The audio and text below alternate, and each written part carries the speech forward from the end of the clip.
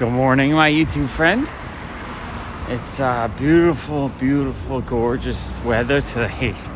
I'm actually really looking forward to today's walk, just enjoying how cool and beautiful it is. Holy crap, it's beautiful.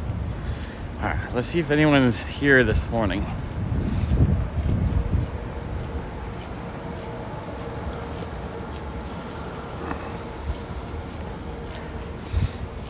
I guess it's early. Oh, I got one person here to hang out.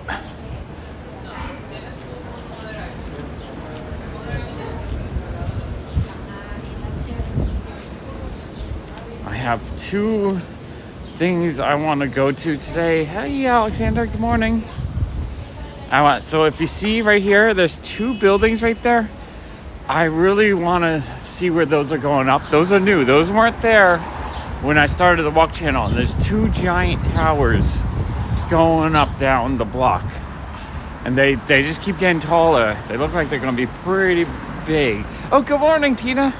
Tina, you're always here. Amazing.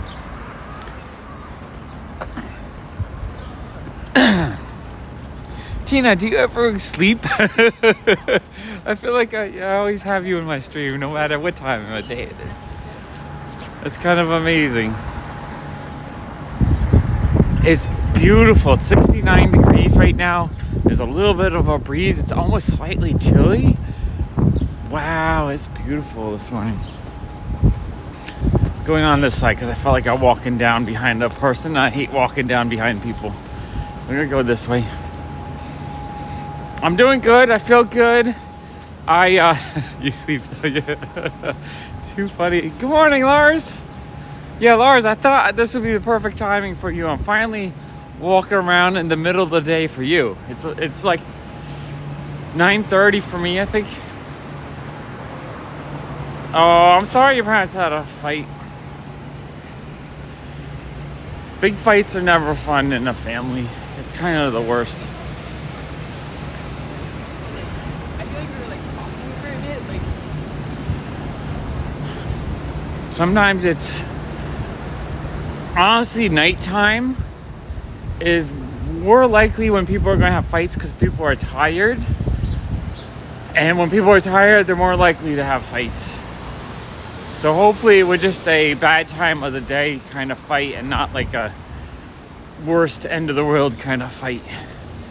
But yeah, arguing is not fun. I don't function with arguing. Sometimes I get in fights, but I try to avoid them at all costs.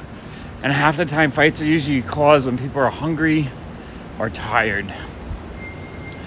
It's kind of the worst. Whew.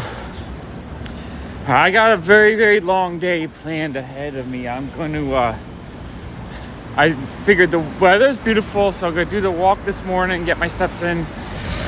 I'm going to try to do another 1 or 2 hour sorting in the store video. I actually really enjoyed that. And it felt great, actually. Good afternoon. Yeah, I've been gaining a lot of subs too, so I'm so thankful for all the people that have been really helped try to push this channel. It's really exciting to me to see it finally grow a bit. After a really slow July, I started pushing it, and we gained a lot the last 2 days or 3 days, which is awesome.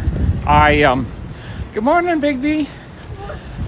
I realized I really enjoyed streaming just sorting in the store yesterday. And the reason why is because I was able to ban all those people that were agitating me.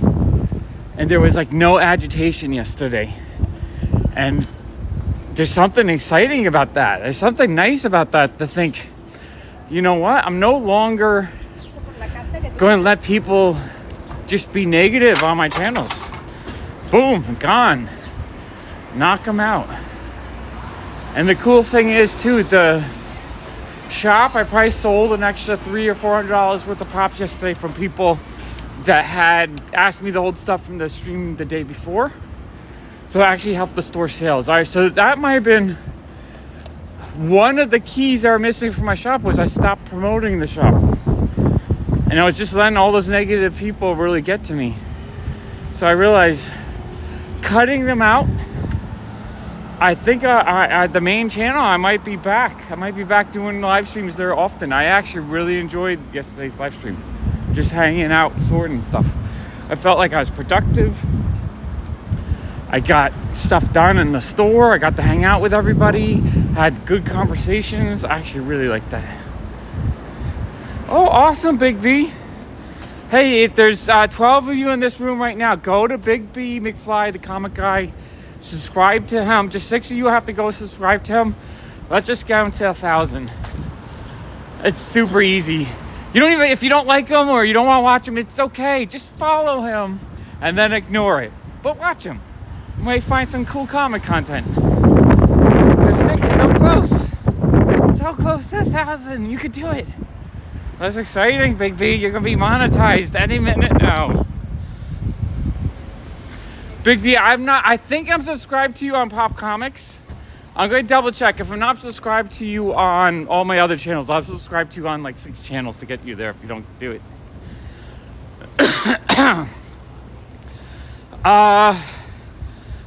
Buffalo Wild Wings, I've never been there, but I do love buffalo wings in general. And thank you, Steve. Yeah, no, I got to the point where every time I did, look at these towers. We gotta go find these giant buildings. I feel like every time I would go on my main channel, there would be like a handful of negative people either making fun of me or saying shitty things. I realized this building's always kind of weird to me because it's got like a big empty middle. Like I'd feel that building's kind of weird to me. That one always kind of freaks me out a little bit. But knowing that I'm just have a 0 tolerance policy right now, and I'm just gonna start banning people, that there's something empowering in that. I almost recommend that if you have anyone who wants to debate you, even if it doesn't feel that negative but still agitating, block them. What harm is that going to do to you? Right? They can go on their own channel and do whatever the fuck they want. Thank you, Tina. Yeah, wouldn't it be so cool if my walking stream got Big B to 1,000? Like pushed him right over the top? That'd be awesome. That'd be really cool, actually.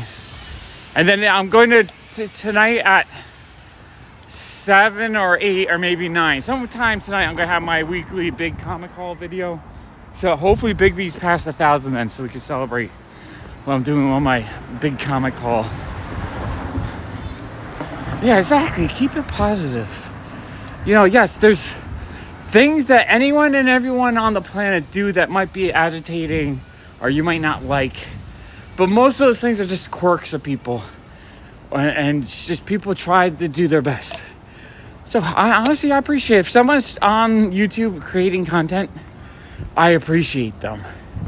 Even if they, if they're not the best content, or if they're doing negative politics stuff that I don't like, maybe I don't like that. But in the most part, if someone's doing like comic videos, you know what? I appreciate that. And I think it just, being creative and doing creative things is amazing. Okay. I think we're getting close to where these buildings are. I see the crane over there.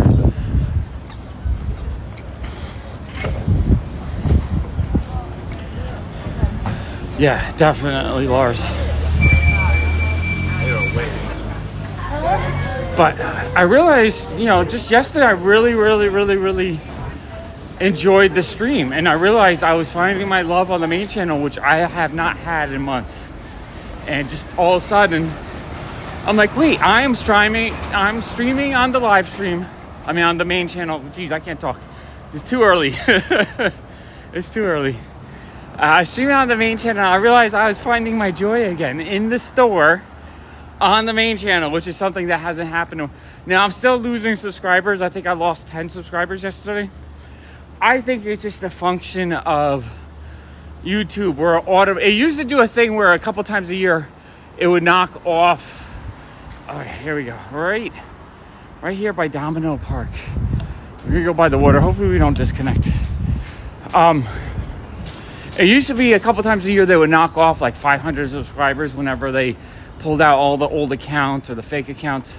I think what they do now is they split it up now. Every time you post a video, they knock out, let's say, like 10 people, and then with hopes that you won't notice it because you'll gain some subscribers. But the live streams don't really gain subscribers that much. So I think what's happening is every time I post a live stream or I do a live stream, it cuts out that small amount of subscribers, but I don't get enough to overwhelm it, the re-add. So all I know is to notice. All right, awesome, Lars. And a lot of people seem to really enjoy the organizing. Hey, John. Good afternoon. Good morning. It's morning for me, 9:30. I was trying to do a thumbnail with the Williamsburg Bridge in it, and it kept on drawing pictures of the Manhattan Bridge. It was so funny. AI is goofy. I like AI. I like its goofy personality.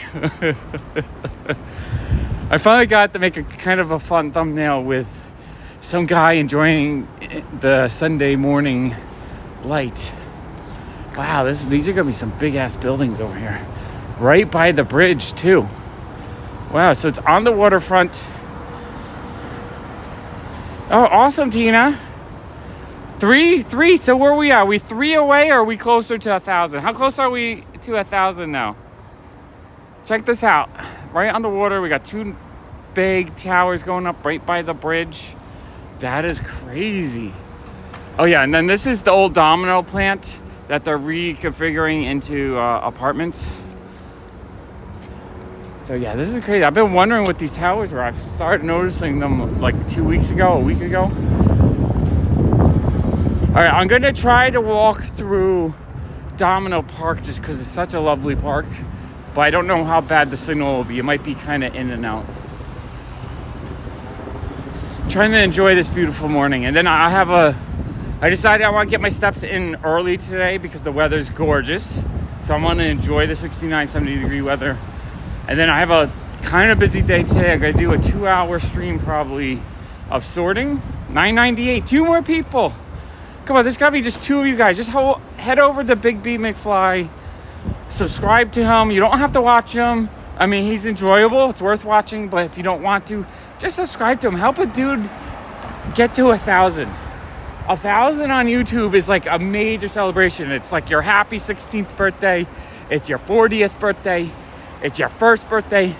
1,000 subs on YouTube is the point where you can unlock monetization and start making a little bit of money on your content. And even when you start out, if it's $2 a day, $60 a month, it pays for your phone bill, right? 1,000 is such a big, it's just like, it feels like a celebration. Because Big B, how long have you had your channel now? I know it's not that old, but I know you've been working on it for months. So it's just a lot of time and energy. And what I like about Big B is he's put almost all his energy into trying to create a community and supporting other channels. He does that thing where he does like a community shout out kind of thing, just promoting, and he was trying to make that thing where every week, different channels just kind of help promote each other. I think it's pretty darn cool. So I think it's amazing to see him hit 1,000. It's like such 8 months. Yeah, 8 months of lots of work, a lot of energy, lots of fun though. Doing YouTube is fun, but it is a lot of work. It's not like you can just magically make content. You still have to put hours of time into it. But it's amazing, 8 months to get, and he's approaching 1,000. I think on my main channel, it took me probably about, I think I started in February, and I think it was around October is when I got 1,000 the first time I did it. So October to, so what is that? That's 8 months. Yeah, it took me 8 months to get 1,000. Yeah, it's hashtag comic book shout out. So right now I'm hashtag comic book shouting out Big B McFly. Oh man, if he hits, come on, did we hit 1,000? Come on, 2 more guys, 2 of you. You gotta go over there.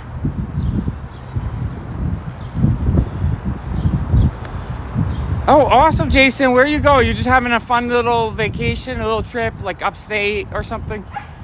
That sounds amazing. Have fun, Jason. Have a wonderful, wonderful day. Oh, that's fun. They added a glass. I hadn't seen this yet. They added a glass top dome to the domino factory.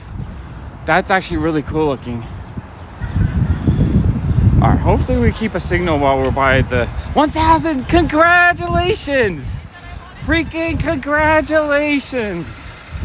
Wow, it's so much fun. I helped experience this life. Congratulations, Big V! I'm so happy that you hit 1,000. That's amazing. Oh, my mom. Did Witchmark become your 1,000th subscriber? If my mom was the person that put you over the 1,000, that would be so freaking cool. Wow. Big V, congratulations. I cannot wait to celebrate. Well, I'm going to celebrate a little bit tonight when I do my unboxing. I kind of remember Pepsi Blue. I didn't drink or anything.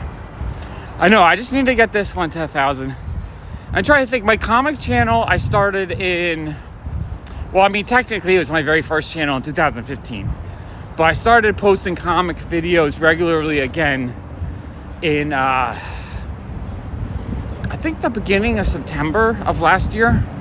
No, or 2 years ago, I mean. Or a year and a half. So it was September, I think. And then it was right during Comic-Con. So it took me about a month and a half to monetize the comic channel. So that was pretty quick. Big V, that's so awesome. My mom is the person that got you to 1,000. I think that feels like such good luck to me. That is so amazing. Okay, we're gonna go up here. King of the Wood Mountain. Big V hit 1,000. All right, so far we're having a really good stream in the park, which I never come over here. It's a beautiful park, but I never come over here because I feel like the signal wouldn't work. Yeah, I think Pepsi Blue was only out for like a minute. So yeah, I've been promoting this channel on my other channels. It's growing. I think I've gained 75 subscribers or so in the last couple days. So if I can keep kind of pushing it on my main channels, I think I will go. It's a gorgeous park. This used to be just kind of like derelict, empty lots and stuff. But now it's a just beautiful, like Disney World type park.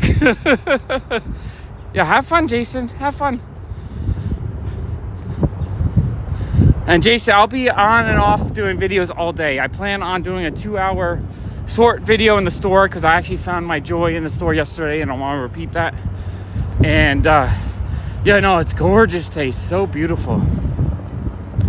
And then I want to oh, this is fun. This is the Taco Tina taco restaurant in the park.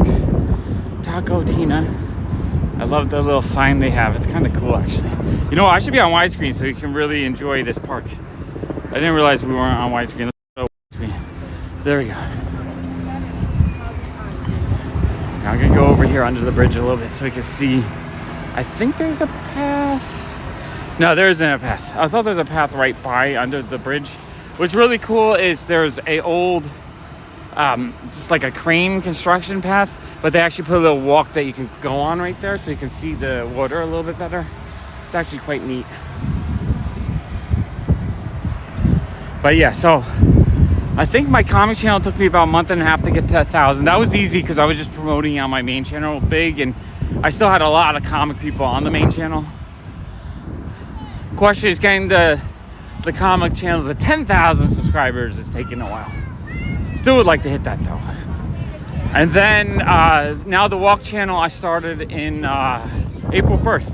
Some people thought it was an April Fool's joke. So April 1st I started the walking channel, and now it's, let's see, April, May, June, July, August. So I'm 4 months in, and I'm not quite at 1,000 yet, but I think I'll hit 1,000 sometime this coming month. Thank you, Big B. Yeah, I've had such negativity on the main channel. So just finally I realized when I posted, or I did a live stream 2 days ago, just talking about where the Funko Pop market was and how the shop's kind of struggling a little bit. I got a lot of those negative people to come in. Hey, DBC. And I was just like, oh no, not again. And like my first thought was like, I don't want to do videos on this channel. I don't like dealing with these people. Music 7 out of 10. 7 out of 10 review on the music. And so I was just like, I was getting me into that like kind of like depressed, like I don't want to do the main channel kind of thing. Then like after a couple hours at night, I was just like, what am I doing? Why am I giving all this power to the negative people? Right? It's so easy just to let negative people really ruin your day, and which then ruins it for all the people that enjoy my videos. I know for every nasty, annoying person, there's probably 1,000 people that really enjoy what I do every day, and it brings them joy and happiness. I realized I just gotta focus on the beautiful people that wanna hang out with me all day. All you guys here with me right now, you know, and so that's why I did that video just saying I was done with the trolls, and I did the AI image of the troll writing to his favorite YouTuber nasty comments waiting for a response. I just think it's funny. It's a funny image. All right, that's cool. We went through the whole park without it disconnecting. I'm actually really happy about that. So I posted that video that night after I started blocking. So I kind of ranted and raved. I needed to get on my system. I needed to get a little rant out.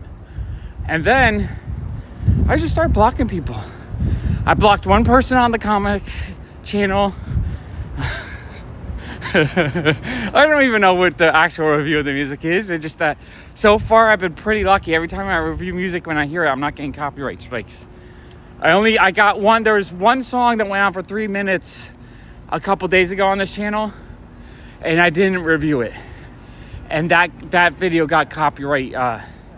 It got copyright notice, but they didn't do anything. And I realized it was 3 minutes of a Grateful Dead song, and they didn't monetize it or do anything. They just let it be, which is kind of cool. I think that's always been the Grateful Dead's philosophy.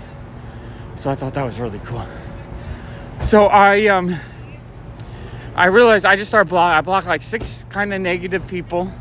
And I forget, when you leave the negative comments on your channel, it lets people think, oh, it's cool to be negative. And so other people chime in. Because it's only, for every 10 people that want to leave negative comments, only one of them do. And if they do, the other 9 think, oh, okay, this is cool. We could be negative here. Let me say like, yeah, I agree. Let's be negative together. If you start blocking out those weeds of negativity, it just makes everything so much better.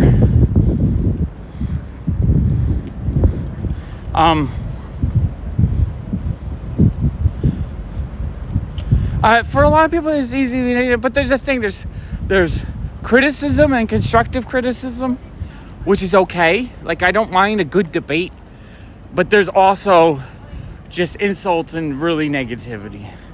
And thank you, Big B. I appreciate it. So yesterday's stream in the store, I felt productive.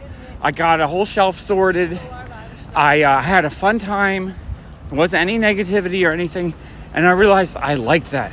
And the cool thing too is I sold $300 or $400 worth of pops to people that came in based on the previous live stream. So I think that's what I've been missing, is I haven't been promoting the store, doing live streams or videos in general, showing people what I got. So I think it's a double whammy of goodness, where I'll probably end up selling more, having a fun time in the shop doing that. So I think it's a win-win-win-win for everyone. Except for the people I'm blocking. They can be losers wherever they want to be losers. I just don't want it in my community. Here's the thing too, a lot of people don't read their comments, because sometimes there's that idea that don't read your comments because it's where all the toxicity is. But honestly, I appreciate every single person that leaves comments, spends time interacting with me. And I enjoy that. I've always been one to always respond to every single comment. And I've been doing that for 8 years. I've done that when, I have 60,000 followers on that channel. There's a lot of people with 1,000 followers that don't do it. But, it's a bit of work to respond to every comment, but I appreciate everyone who spends the time to interact, say hello, say they enjoyed something, even if they have a little bit of a criticism. Like, I don't mind a little bit of a criticism, or if someone says, I don't really like that thing you like, but that's okay. As long as people understand that everyone has their own opinions and stuff, and everyone doesn't have to follow the same route of what they like. I think as long as you understand that there's room for everyone to have an opinion on stuff, then the world's magic. It's only when people feel like they have a need to fight you, right? Okay, Just one little disconnect in the middle of that building. Lars, I have no opinion on Tarzan, so I can't even make a debate. It's more like you're educating me than debating. I have no opinions about Tarzan.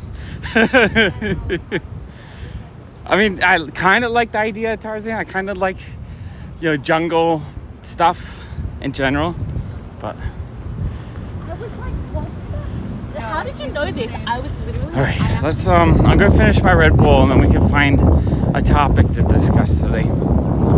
I'm just excited. The weather's beautiful. I'm hopped up. I'm gonna have a 3 live stream day because I'm gonna go on the channel, and I mean on the main channel. I'm gonna live stream. Oh wow, there's more buildings. It's crazy. Every time I come here, all right, my mom knows Tarzan, I guess, better than I do. But I think that, Mom, is that the actor that played Tarzan? I think Lars is talking about the actual artist. Right here, there's another giant building that's taller than the Chrysler building going up right next to it. It's going to get to the point where we can't even see the Chrysler building anymore. They're going to keep making big buildings around the Chrysler building. It's just going to be a little small building hiding between a bunch of giant buildings. It's kind of ridiculous. I miss the Chrysler building. It used to be really bad actor. Okay. That's funny. Mom, what is your Tarzan experience? Because I'm assuming there are movies that came out that people are excited about, or comic books that came out. Like, it was a new thing.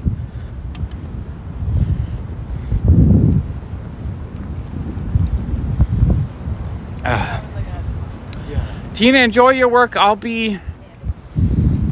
going to do a comic haul video tonight at 8 my time. So it's probably right as you get out of work, I think. Man, I'm so happy we're walking by the water, and so far we only disconnected one little time.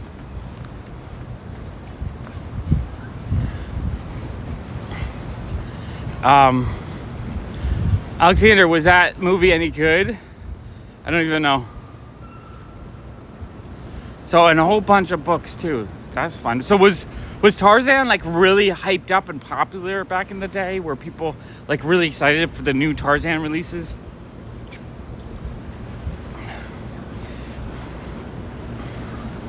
Alexander Skarsgård. Is that yeah, it is Edgar Rice Burroughs. I have I'm trying to think if he originally published in pulp magazines or not.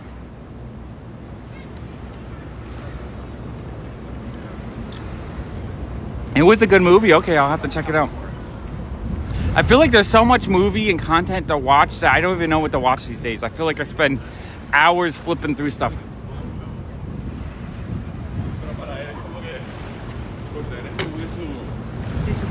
That's cool. I love hearing about the history of pop culture. Like, there's stuff I don't know, and it's just kind of fun hearing about it, how people experienced it, how people enjoyed it. Like, I bet back in the day, there's people waiting for the new Tarzan whatever to come out just the same way people wait for new Marvel movies. Like, oh my God, I can't wait. Did you hear? There's a new Tarzan novel coming out next week.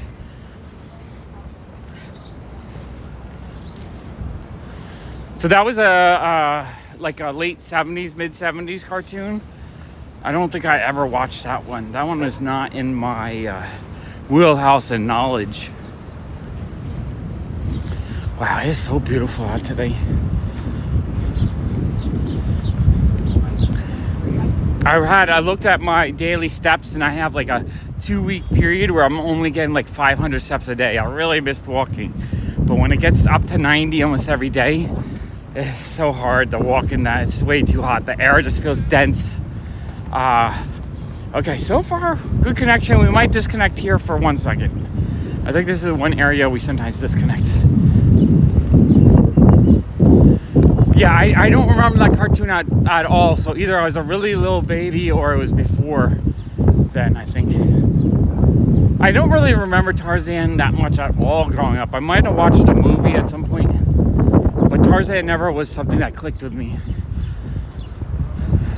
It was more like I knew about Tarzan, but I never experienced Tarzan.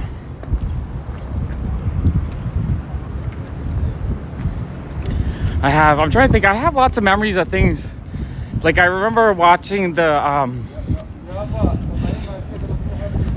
forgetting the name, it was a samurai show that was subtitled, I think, that was on like ABC or something like that. I remember being up late, probably snuggling in your lap, Mom, watching that, and probably falling asleep.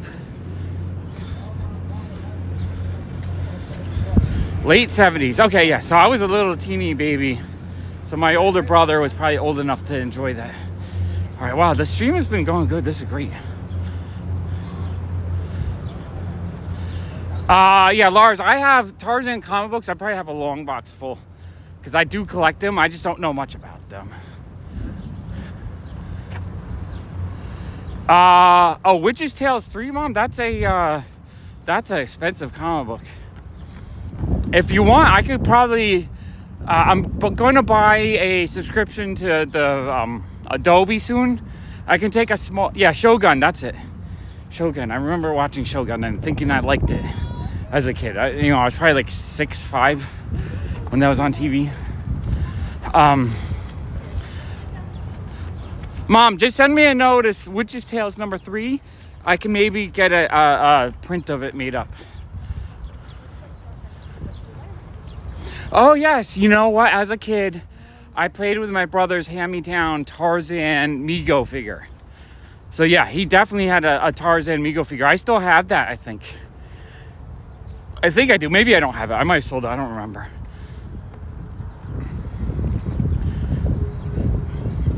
Yeah, that was a really cool Mego figure. Okay, so that makes sense. That's where that Mego figure came from. I played with it like crazy as a kid.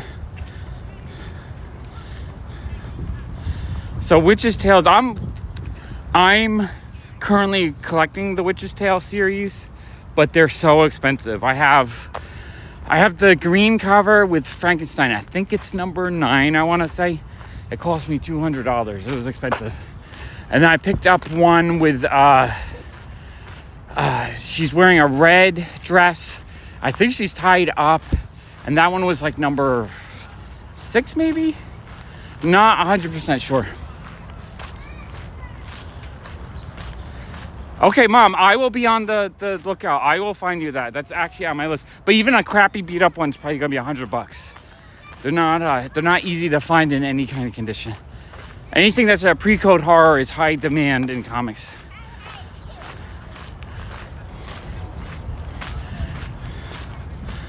$25, you might be able to get a coverless missing the first 2 wraps. Or maybe I can find you just the cover. Sometimes you can find just the cover to a comic book and you can frame that since you want to frame it.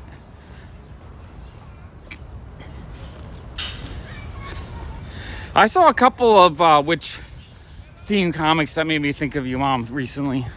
Just like while researching stuff. So I'll be looking for really good witch covers from now on. Yeah, if I can find a cover to it that's like loose for $20, I'll get it. 2007. You're a baby, Alexander. That's cool. Yeah, no, I love the hunt. The hunt is where my joy is. So, the more I always say it's not luck finding stuff. It's just getting out of the house and looking. So many times I'll just be walking around like this and I'll find amazing stuff. That's all you have to do. You just gotta get out hunting and you'll never know what you'll find. Yeah, they always put a girl in a red dress in trouble in the 1940s and 50s. It's kind of the standard trope for comic books. If she's kind of attractive and she has a red dress, she's going to be kidnapped, tied up, and way worse. Oh, Witchcraft Vertigo. Okay. The Witchcraft, those were done by, a lot of them were done by Tara McPherson, I think. Mom, I have a beautiful high-grade Witching Hour number 1. It's a witch on a broom, and she's flying down, and then there's like a little house in the background. It's such a great witch cover. I might have a beat-up copy that I can give you. For anything from Vertigo, it's only going to be $1 or $2. Yeah, buck or two.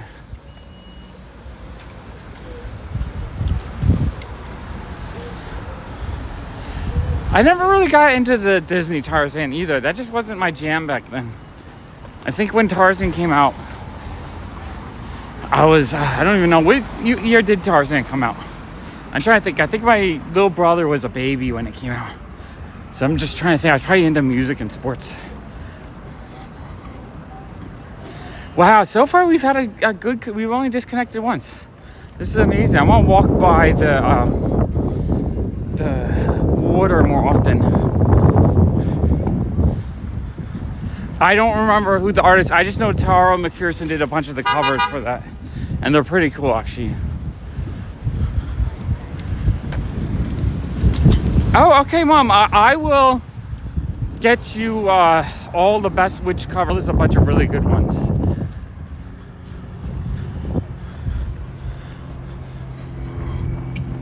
Now, if you guys don't know, my mom has her doctorate, so she's Dr. Mom, and she's written several books. So it sounds like she's writing a book now on the history of the image of witches, and that sounds really, really cool. Lois Lane one is awesome. It's a classic moon witch cover, but it's like Lois Lane is a witch, so it's more of a cartoony witch, I guess. I'm actually looking for a Lois Lane #1. I have a coverless copy of years ago for $10. I would like to find a good like 5.0, but they're I think about $1,500. Oh, 1999. Yeah, when Tarzan came out, I was selling on eBay. I was living with Allison. Whole different world. I wasn't even thinking about kids' cartoons at that moment. I don't think my sister would have been some right age for that probably. Well, my brother would have been 7, so he was probably the right age too. I don't know, Mom, did you take Nikki and Kara to see Tarzan? I don't even remember Tarzan being on the whatchamacallit, the topic of discussion.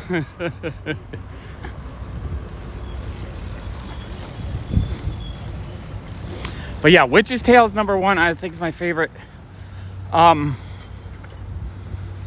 Maybe, Mom, I can probably, so I have thousands probably of horror comic books in my collection. I could maybe do a video on horror and just request looking for really cool witch covers, I think.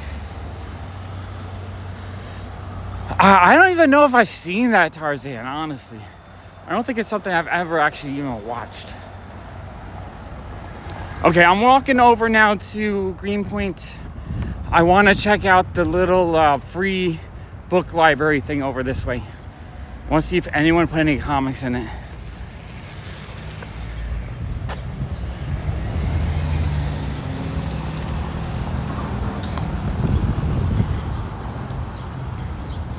I feel like the Witching Hour probably has a lot of witch covers, because that's one of my all-time favorite horror lines, because it's all beautiful Nick Cardy covers, or a lot of them. I feel like there would be a lot of really good witch covers on the Witching Hour. Which, if you don't know, what happened was during the 54 Seduction of the Innocent Congress hearings, there was comic books before the Comic Code were really horrific. There was beheadings, there was just all kinds of stuff that wasn't really safe for children. So during the Congress hearings, they had the Seduction of the Innocent and one other book as reference show all the stuff that was bad. So they wrote the Comic Code, so by 54 they had I don't think witches were allowed on comic covers in general. I don't think you could do, it's right around the same time as the Red Scare in the 54. So the Comic Code comes into place in 55, and that's really the end of the golden age, and that's right before superheroes come back. But from 55 to about 70, 71, there was a lot of things like witches and monsters could not, werewolves and stuff, could not be on comic covers. Hey, Donald. How are you? But then in 71-ish, 71 or 72, the Comic Code changed. And based on that, they started doing a whole ton of, or maybe it might have been 69. It's whenever Witching Hour started. So when the Witching Hour started is right when they started publishing that stuff. So what you'll see is there's probably no or very little witch stuff, unless it's cartoony witch, from like 55 to 70, I believe. And then in the early 70s, Marvel puts out Werewolf by Night. It puts out Tomb of Dracula. It puts out a whole bunch of horror-related issues. And then DC switches up a lot of its horror titles, which became more like mystery cartoony titles. So like House of Mystery becomes more scary. And it all kind of changes. Yeah, there's very few. The only witches you're going to find in the late 50s into the early 60s will be like cartoony, bewitched kind of witches. Like Lois Lane 1. Actually, Lois Lane 1 might be a pre-code issue. I have to look, because it really, really changes. Because before the code, you're going to have really, really graphic, scary covers. And then the code comes in and it kind of tones everything down.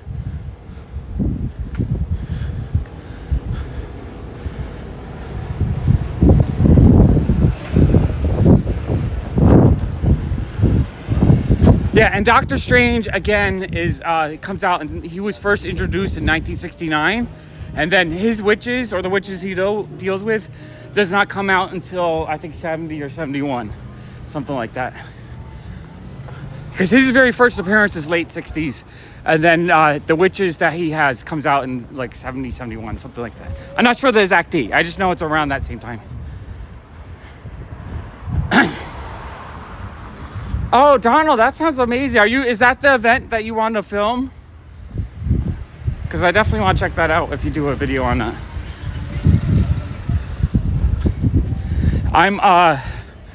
The first appearance of Doctor Strange, I think, is really towards the top of my want list right now. I might, once I kind of catch up on all my credit cards and I sell a bunch more of my collection, I think Strange Tales 110 is my next big buy. 58. So Lois Lane 1 is post-code. So that's probably why it's more of a cartoony witch and not like a witchy witch. Because I know there's a few cartoony kind of witches during the late 50s into the 60s. You know, like you have Wendy the witch. She was in that era. There's Sabrina, so she's that era. But again, you're talking cartoony witches, not like scary, going cursed by the devil kind of witches. But yeah, Donald, that does sound really, really fun. I would like to be doing a comic event today. I just gotta get past this summer. July is usually our worst month after January in the year. And July's been kind of slow. Stoop sale. I missed it. It was a week ago. Missed it. Yeah, Wendy is definitely a postcode, more cartoony witch. So you growing up, the witches you probably experienced were more cartoony ones. Not a kind of as scary ones. Yeah, Bewitched, Wendy the witch, kind of the goofy, silly witches. Not the kind of witches that boil little children's eyeballs for dinner kind of witches. Hey David, good morning. Trying to remember where the little free book nook thing was over here. I kind of forget. I need Jason. Jason's my Jason positioning unit. He always knows where to tell me to go. Milton Street. That's where my grandma, Milton, New Jersey is where my grandma was from. So I every time I see Milton Street, I think of her as I walk by here.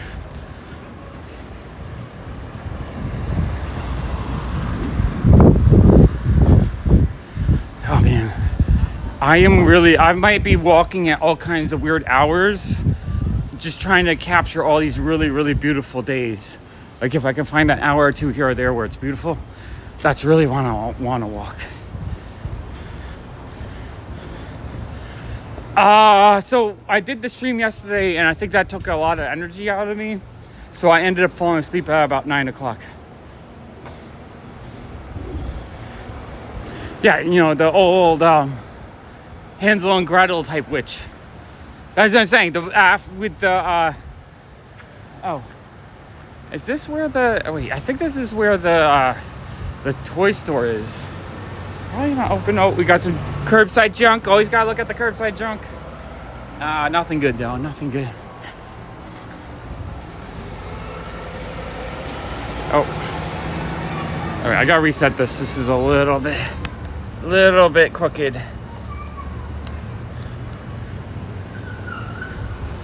Okay, I think.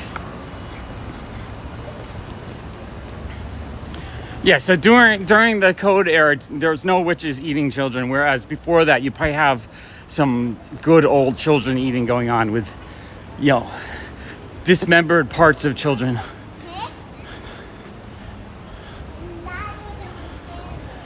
71 was a good, that era, early 70s has so many great key issues. Yeah, that's what I'm thinking, Lars. That's why I'm heading over here. I know somewhere over here is the booth. I forget where the exact location is. Heavy metal kids books. That's fun. That's really fun, actually. Toast to.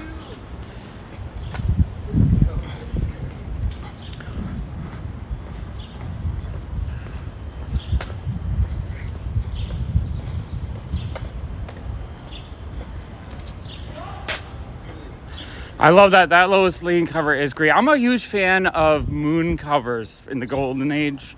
So anytime you have a moon, so usually most moon covers are kind of witch related, I think. But I love those moon covers, just with the dark bluish, you know, gray with the moon.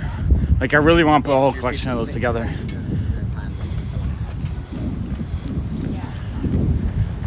Really, Big B? That sounds amazing. Wow.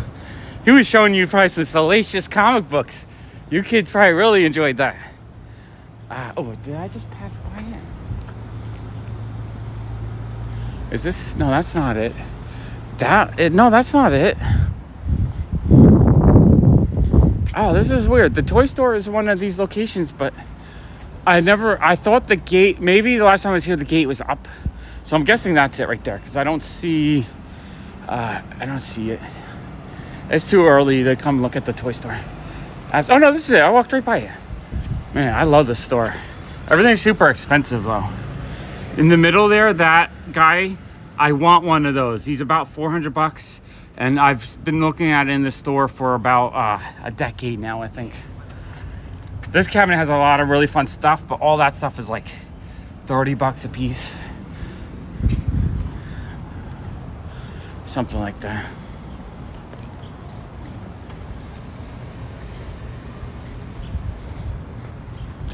Mom, you gotta crochet some witches too. If you're doing the image of a witch, you gotta add your own crocheted images to the book.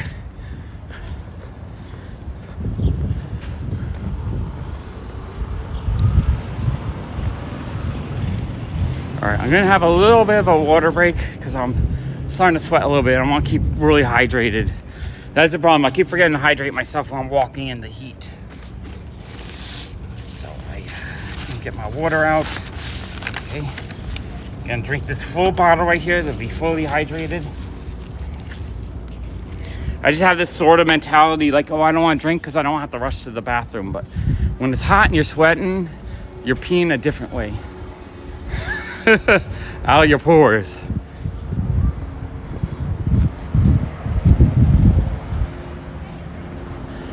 Oh, Big B. I mean, in today, and back then, the value was being able to enjoy the comics with the kids. So the real value was inspiring probably a lot of kids to love that stuff. No, Franklin is in a whole other area of the neighborhood. We're in Greenpoint right now. That's more in like East Williamsburg. Kent. Oh, we're trying to get this bottle open. I'm trying to find the little free book library thing to see if anyone added comics today. But David, we'll eventually try to find Franklin. Oh, good morning, Vincent. How are you? Lars, what is heat for you? Lars, what does it get up to? Like 74? It's probably gorgeous when it's hot.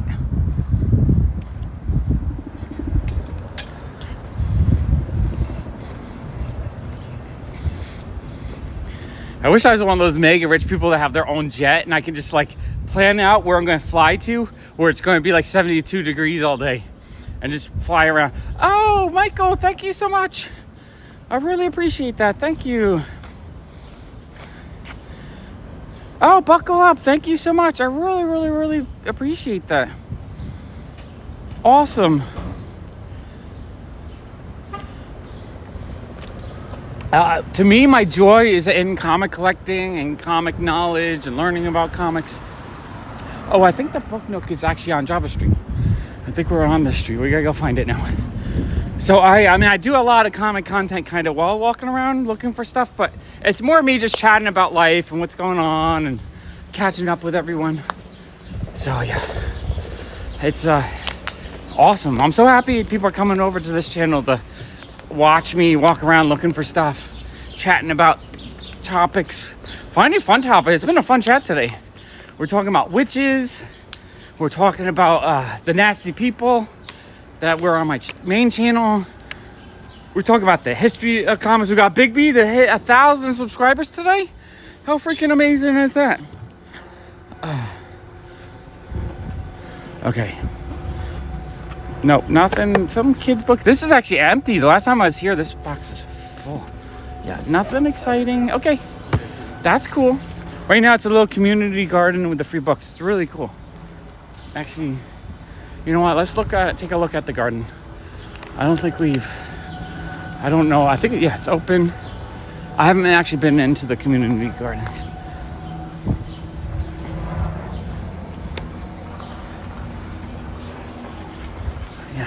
A nice little community garden that the community takes care of.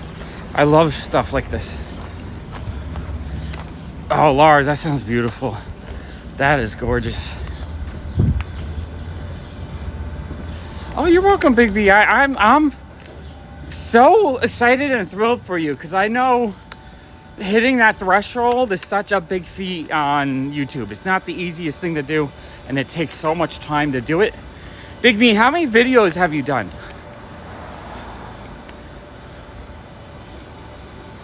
Oh, I want to rewatch Black Butler as well. Actually, no, I haven't even watched it. I've only watched the first episode. I really liked it. But then I just never got more into it. I really would like to watch more Black Butler. Black Butler is Osamu Tezuka related, right? So Funko Pop market right now is really weak.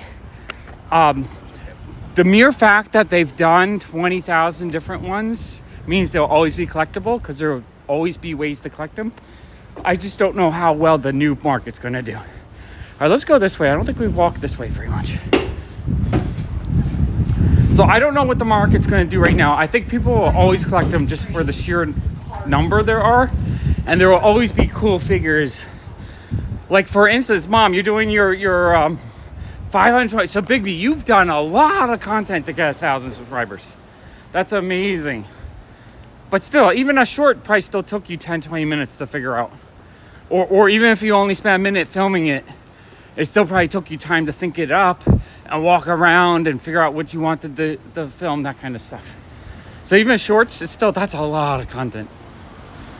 That's crazy. But yeah, I think Funko Pops, there's a dozen witches maybe. I know I have a Sabrina witch where she's got a cauldron. I'm trying to think. There's probably a few other pop culture witches that have had Funko Pops.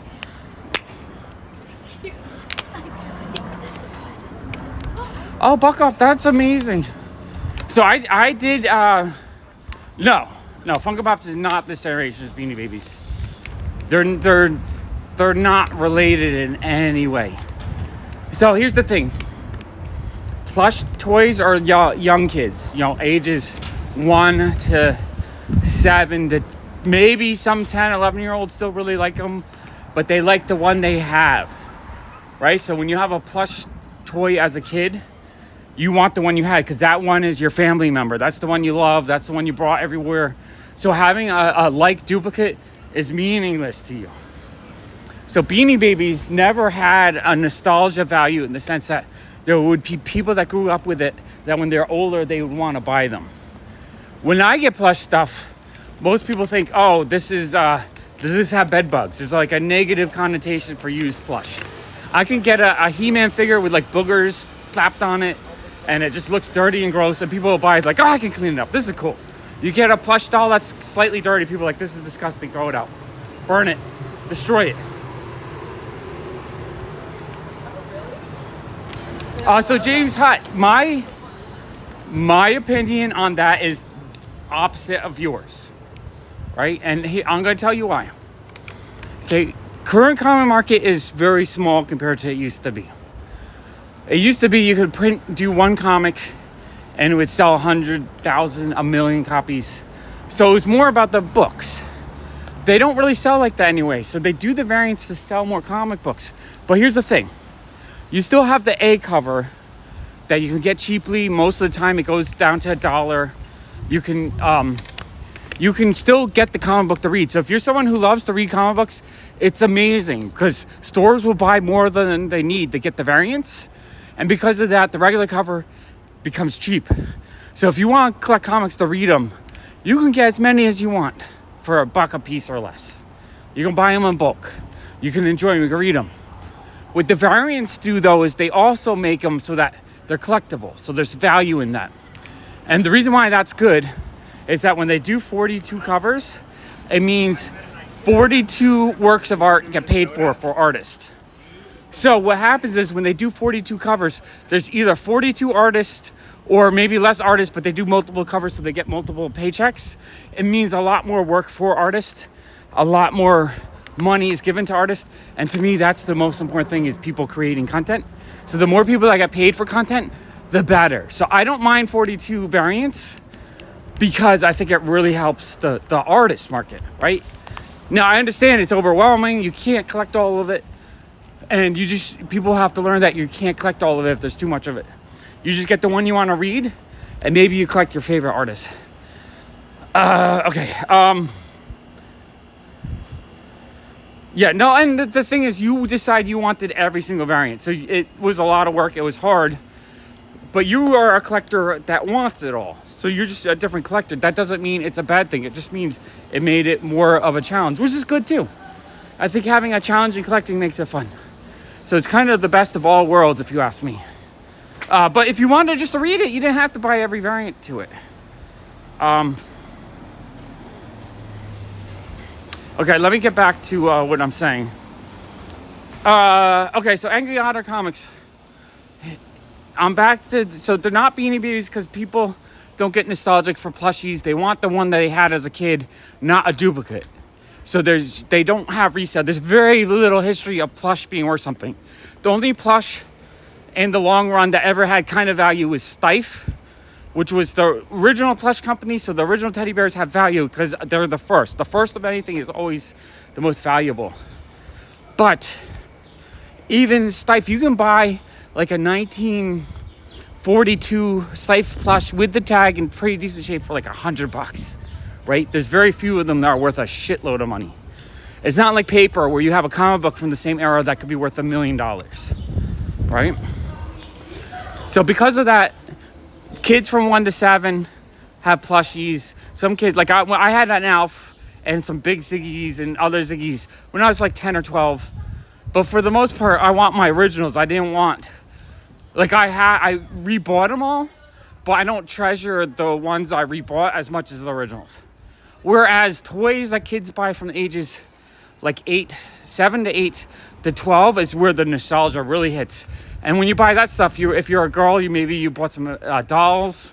If you're a boy, maybe you bought, or, you know, I'm not saying it's gender specific. I'm just saying in general, you know, boys might have bought a bunch of action figures and that stuff. They don't mind if they lost their toys. They don't mind buying a new version because they just want a nice version of what they had as a kid. They don't need the exact one they had as a kid. So therefore that stuff becomes a lot more nostalgic. So therefore Pokemon, which was super popular in the 90s, now has cards worth $1 million. But Beanie Babies, which were only popular to adults, except for some kids, like my little sister liked Beanie Babies. But adults collected them thinking they would have value. And because of that, they never had value because they were adult collectible, and adult collectibles never become valuable. Because most people that are willing to pay a lot of money for something, they want their childhood. They don't want something they had as an adult.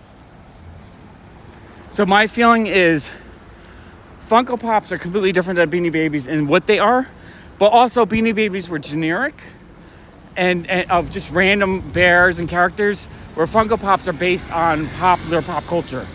So Five Nights at Freddy Funko Pops will probably be very popular and very valuable once the kids that grew up with it grow up and get bigger. Yeah, when the 30-year-olds try to rebuy their childhood is when it goes up. Now, what happens is the big companies make new stuff for the 30-year-olds. So, like Pokemon now has new releases that are expensive, but that stuff has a ceiling, right? Once a new thing becomes $500, it's not going to go above that. Why? Because if you're going to spend a lot of money, you want to buy the originals. It's like when they make these new foil comic variants for popular key issues, they'll gain value, right?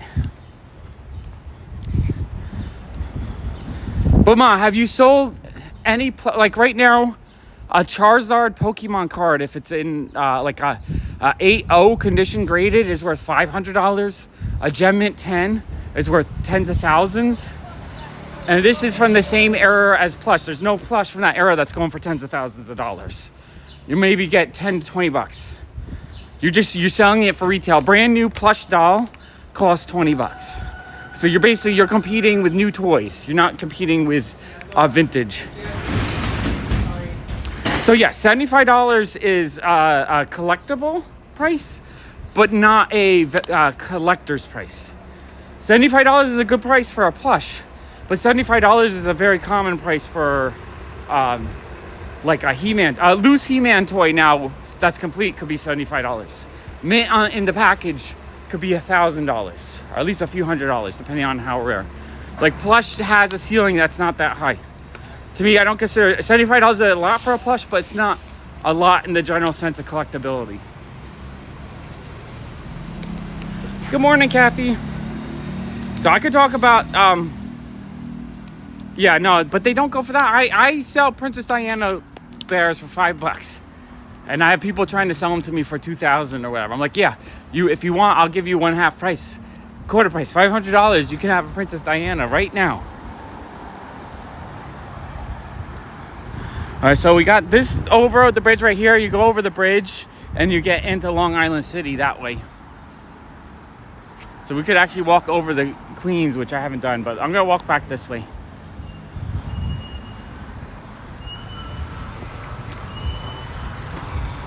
Now, in my shop, Beanie Babies have been selling really good. Actually, we're almost sold out.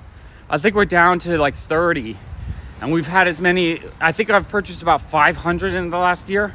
So we're down to 30 Beanie Babies left in the shop. I sell them for $4 to $6. And they sell every day because people still buy them as cute plushy toys. So like a cute kitten, a cute bear, a cute dog still sells. But just not for a premium. They sell, I mean, they originally cost $6. They sell for original price. Yeah, no, they don't. I'd rather they still get used. I'd rather kids still enjoy them. I'd rather someone who grew up with it put it on their shelf to enjoy it. Yeah, I walked all the way to the end of Greenpoint. So, Princess, if you collected Beanie Babies when you were younger, you would probably be the generation that would buy them as something to have as a treasure.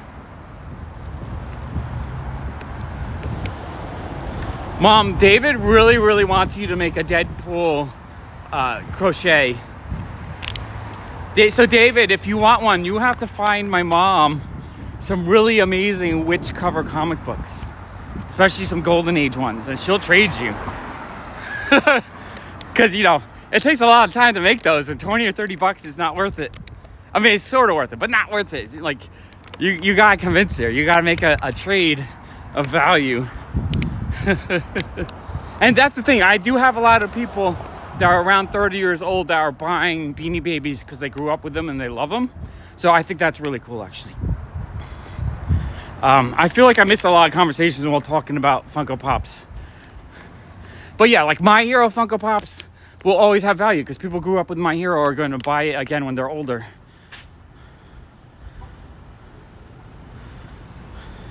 Let's see. I know what you make a living buying and selling. I respect that. What are you really tired of, Lars? Yeah, no, David, you just, if you see a really cool witch cover, you gotta grab it. Steve, I'm happy you're enjoying the neighborhood.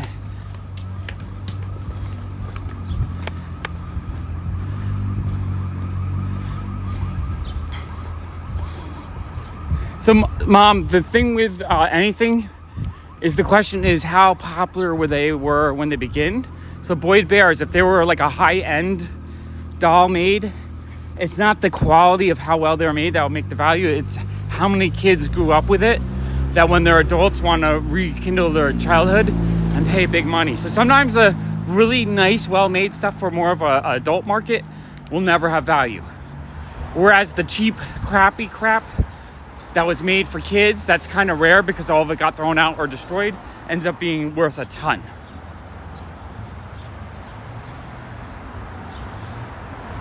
Yeah, learning new stuff about comics every day is how you do it. I learn something new about comics every day. It's how you do it.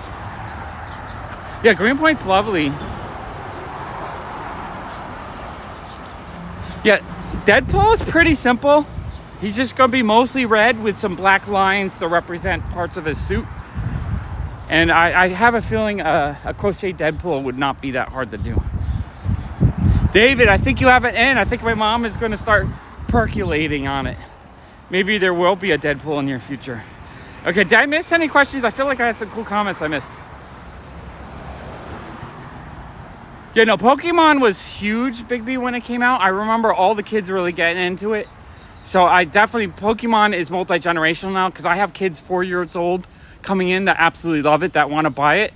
And I've been having 4-year-olds to 6-year-olds buy Pokemon since I started the store 12 years ago.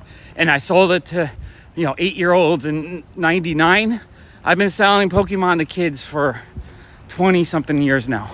And it's always been something that I've been able to sell.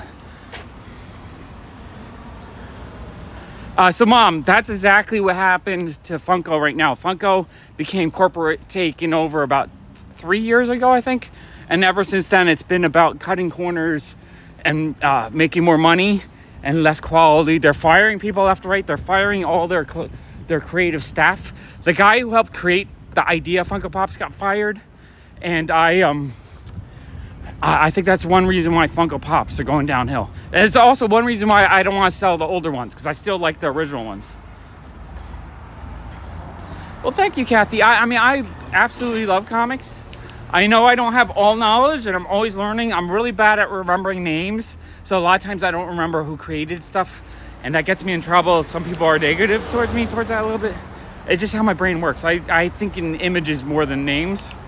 So I can picture stuff, but I can't really think of names very well. In fact, when I try to think of someone's name, half the times it takes like a 10-second delay of picturing the image connecting to them until I remember the names. I'm gonna cross the street because it's hot over here. I gotta get into the shade.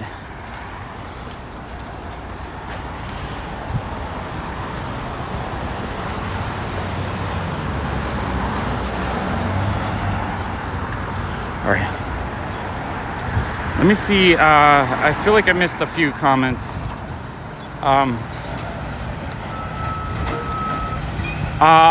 What did Illumination do? What was Illumination's biggest games, Alexander? Because I really don't know what video games I would like to have made.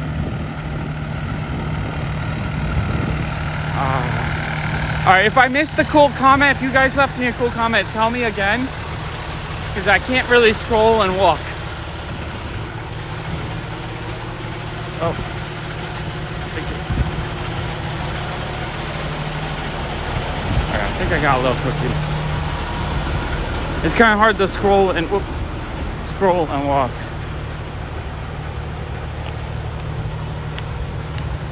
Exactly. I was having a problem with Mike and Eric from Push Pull and Godzillion Comics. Like, I have to translate it through 4 layers every time I'm trying to remember the name. Because when I first met him, I mixed up whose name was. Like, I thought Eric was the guy with black hair, and Mike was the guy with orange hair, but it was the opposite. So I have to first translate that I got it wrong to get it right, And then I have to remember Godzillions Comics is Eric. And then Push Pull Comics is Mike, so I have to remember that. So it takes me like 30 seconds to remember who they are. It's funny because I was like, hey, give me 30 seconds to calculate who you are. Mike, how are you doing? Like Otter Comics now, I have to think of an otter wearing an Inside Out William Shatner mask to be Michael Myers to remind me that he is Michael. So that's what I do. So when I see Angry Otter Comics, it takes me 10 seconds to be like, oh yeah, it's Michael.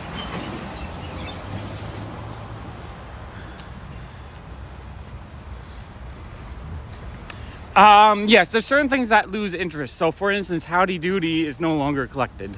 Anyone who grew up with or loved Howdy Doody is really old or dead. So Howdy Doody's gone. Certain music, things, but honestly, for things to continue to have value, they have to be multi-generational.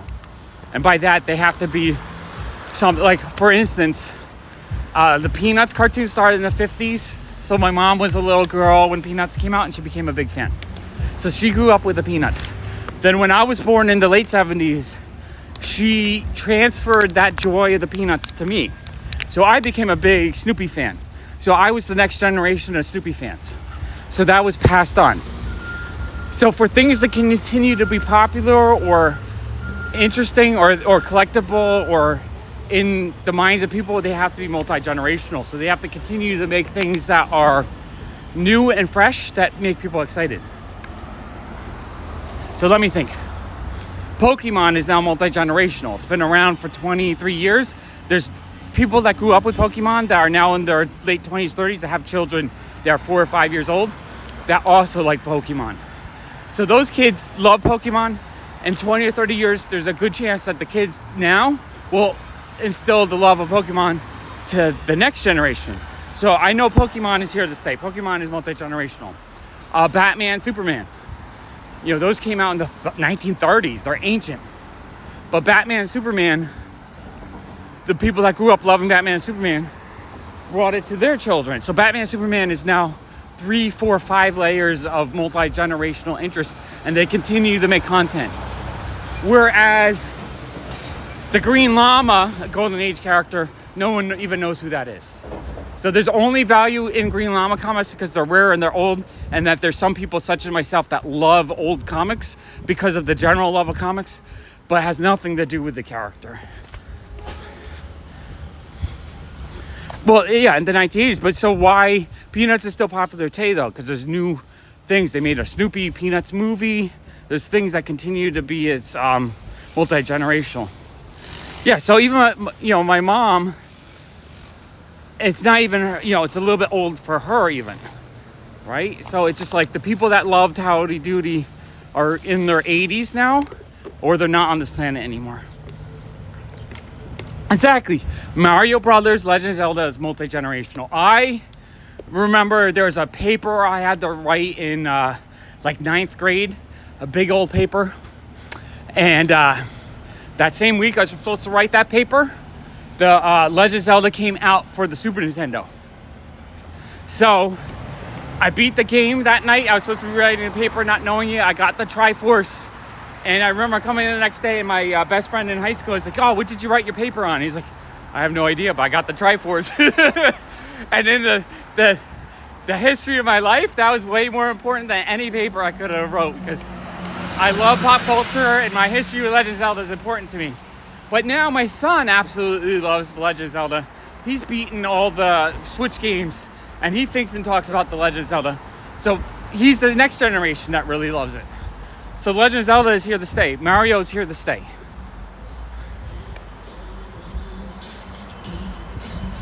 So Donald, I don't know. I have a feeling comics in general might die out. They might not be popular anymore. Comic books in general might be a thing that in 20, 30 years, there isn't a whole new wave of people that are collecting them. So you might be able to collect Golden Age comics relatively cheap. Like, I'm not 100% sure there's enough new people coming into the comic collecting market to make them continue to be highly collectible in the future. Now the question is, will people still pay big money for the key issues of all the MCU stuff they grew up with? Maybe. But the question is, will comics in general be as collectible as they were 20 years ago, today, etc.? But yeah, I feel like comics, because they're so culturally important, will continue to have collectability and value. I just don't know if it'll continue to have as much collectability and value as it does today. Today, it feels like the really high-end stuff, people are just willing to pay a ton of money for it.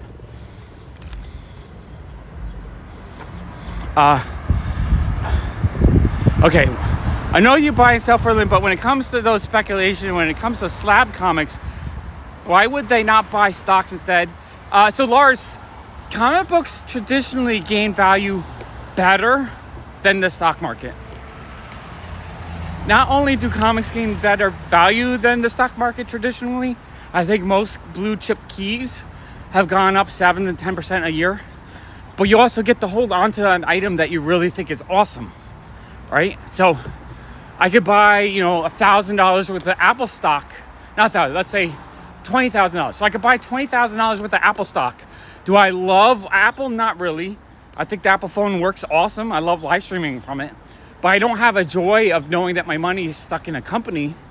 But if I bought Amazing Fantasy 15 and I had my $20,000 in that, I'll be like, holy shit, I had the first appearance of Spider-Man. This is amazing.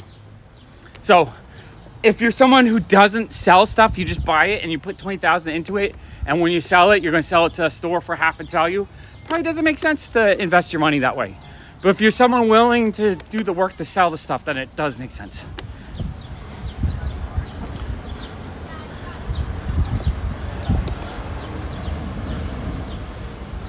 So Lars, comic market right now is a lot smaller than it used to be. Comics used to be printed in the millions. Now they're printed, a few hundred at a time.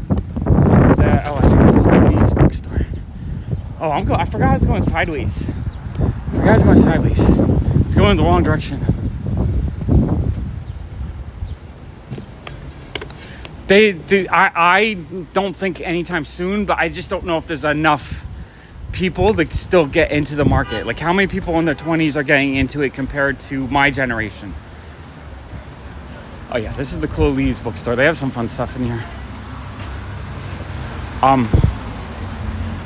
In the 80s, every kid read comics. My brother had comics, I had comics, every kid in school had comics. Comics were a thing that we all went to. By the early 90s, they were selling 4 million copies of X-Men 1, Spider-Man 1, that kind of stuff. I don't know if comics sell that much anymore. I mean, Ninja Funk 1 is really successful and it sold 220,000 copies. So the question is there enough people still getting into the game that will be nostalgic? I'm not talking about a year or two from now. I'm talking about 20 years from now. Is the next generation, is my son's generation going to be people buying comics? He doesn't have any interest in comics. I don't think he has any friends interested in comics. They do like manga a little bit. So in 20 years, the first appearance of My Hero Academia might be a really collectible thing. So James, I'm guessing you were born in the 70s. James, what year were you born? Because I have a story about that. So my mom's generation, they had cool stuff.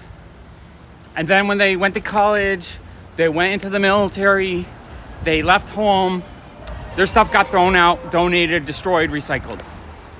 So every person I knew, like my mom's age, my uncle's age, has a story of, I had that as like a child, right? I would hear all the stories. I had, Action Comics #1 as a child. Or, because they probably bought it, read it, and then threw it out. So my generation that grew up in the 80s had 86, okay. So you were probably getting that information probably when you were like 7 years old, I'm guessing. Because I was born in 76. So by the late 80s, we had a really awesome short story video that, I forget which one it was, like Amazing Adventures, one of those. But it was one with Mark Hamill, where he finds a leprechaun in his backyard and he wishes to be rich. And the leprechaun says, if you want to be rich, keep all your stuff. So then the whole story becomes about him growing old. He becomes a poor old man. he has his stuff. He forsakes the leprechaun because he doesn't believe him. And he has all his stuff from a childhood. And like, he's poor. And then one day, he pulls up his old racing car that he bought in the 1950s to get some gas. And he has like a Santa mug on the back of it, just like tied to it. And the woman's like, oh my God, I've been looking for that for 20 years. How much do you want for it? He's like, I don't know, make me an offer. She's like, I'll give you 10 for it. He's like, yeah, I can fill up my tank, give me 10 bucks. So she writes him a check for $10,000 because it's this major rare thing from the 1940s. And so then the rest of the episode goes on where he's at like Sotheby's selling off his Action Comics 1 for $1 million or whatever, and he becomes insanely wealthy. So there's a lot of stories like that about stuff that people had in their childhood. Now you're talking from 1962, first appearance of Spider-Man, to 1986, so 14 years. No, 24 years. So not just one generation. 24 years is not much. Pokemon came out 24 years ago. So first appearance of Pokemon today is the same difference between Spider-Man and when I watched that Mark Hamill show. So a lot of parents told kids to keep their crap in the late 80s because they had this thing where their parents threw out their stuff was all worth. So everyone kept their stuff. Everyone had closets full of mint comics and everything. So stuff from the late 80s into the 90s is worthless because there's a lot of it. It was an amazing, and I still live by that episode. But so a lot of stuff from the late 80s into the 90s is worthless because everyone kept it in mint condition. So people would come in with they had closets full of brand new unused toys. How sad is that? The kids had toys that they didn't get to enjoy. So they were looking for a monetary value, but what they lost was a life value, a utility value of enjoying their stuff. I know, it's so beautiful today. So by the early 90s, everyone was keeping stuff. And then that went into the Beanie Baby craze, mid-90s, where everyone was keeping their stuff, keeping it mint. And so there's millions of these. Like Spawn #1, I used to buy short boxes full at 10 cents a piece because people literally had short boxes full of that stuff. The thing is, if you have a mass illusion that things are going to be valuable and everyone keeps it mint, it doesn't become valuable because it's too common. It's too easy to get. So what happened was by the late 90s, the comic market crashed, the card market crashed, the collectible markets crashed. And so people were like, oh, fuck this. Everything's Beanie Babies. I used to hear, oh, it's trading cards. People used to tell me everything was trading cards or everything was comic books. Because comic books and trading cards were the same as Beanie Babies 15 years ago. They're all worthless because they overproduced them and, you know, there wasn't any of value. Don't keep them. So people didn't keep their Pokemon. Kids played with it. Parents weren't buying extra Pokemon to put away. So Pokemon was destroyed and enjoyed. And because of that, what survived in high grade is worth a boatload, right? So everything that I always say, if you want to collect for value, don't collect what you loved from your childhood. That's new versions. Collect what your kids are collecting, right? So like for Christmas every year, anything I buy my son, I try to buy 2 of and put 1 away, right? Because no one's keeping their Fortnite toys mint. No one's keeping their Five Nights at Freddy toys mint. It's that stuff that will actually have value. Not the Dragon Ball Z, the Pokemon, or the new stuff that's being made today for 30-year-olds that everyone is buying tons of. The sticker books are cool. I actually, I get them every once in a while. Right now, one of my very, very, very top wants is in Brazil. They did a Ziggy sticker album where you'd buy the packs of stickers and you stick them. I want a mint unused book. I want a kind of beat up. It doesn't, I mean, as high condition as possible, it can be a little beat up, but complete with all the stickers put into it. I want a unopened box of the stickers, and I want a complete set of the stickers open. I've only seen it twice, I think, and I don't know how to buy from Brazil. So it's something I really, really want. I just don't know how to get it. It's driving me nuts, but I really, really want that. Oh, Big B, you learned how to make money when there was no demand. You learned how to grind it out. That's what my shop is. A lot of people think I should be just selling high-end key issues and expensive stuff. You can't get that stuff easily and cheaply. I make a business out of selling $3 items for people to enjoy. I want people to dig through a box of 5,000 Pokemon to pull out 10 of their favorite character for $2. I want a couple to sit on the floor with a box of 5,000 Magic cards to pull out 100 cards each to try to make some decks to play with each other. All right, Tina, have fun at work. So my store is all about the utility value and not the monetary value, which I do sell things of value, but I don't really focus on that. Your all-time favorite comic is Gru. My all-time favorite comic is Gru. So James, you are an amazing person. Absolutely love the artwork. Absolutely love the comedy of it. I love back in the 80s. My mom would read them too. So I love that I had a connection with her through my Gru comics. At one point, I think I gave my mom like 20 of my Gru comics for one of her birthdays. Eventually, I claimed them back. Yeah, Gru is wonderful. I have so much love for Gru. I remember when Allison and I were first together, when I decided I wanted to start looking for comics again, we went on my birthday, we went to all the comic shops in New York City, and I had my list of the issues I needed, and we bought like 30 Gru comics that day. It was such a magical day. Like, there's little memories like that when we had a specific hunt I absolutely love and cherish. I don't do it that often, but I want to do it more often.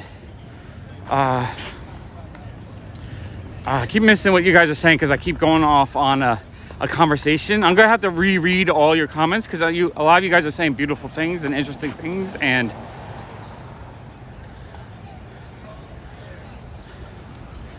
oh, someone told you that to keep your comics 3 of everything. Yeah, which, tell you the truth, that buy 3 of everything still holds true, but for the stuff that kids want, not like stuff you buy as an adult. Don't buy 3 new Pokemon things. Buy 3 things that kids are buying. Oh, there's a new Gru coming out? That's amazing. I never met Sergio. Kind of probably should try to do that before he's not on the planet anymore. I just get kind of shy, honestly. I think I'd be so intimidated by how awesome he is. Like, I have a thing. When I meet young creators, people in their 20s, it feels easy because they're young. They're just children to me, right? I can be like, oh, hey, I love your artwork. It's beautiful. But when I meet someone who I've been a fan of and they're like in their 70s or 80s, I get a little intimidated. It's like respected elder. I don't want to, I don't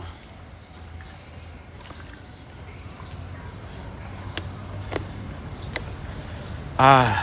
Sandman's a great series. I've been talking a lot lately. I found my voice though. I always felt like it took me a year to live stream. I was so nervous and too scared, but I've really found a rhythm that makes me really comfortable for talking.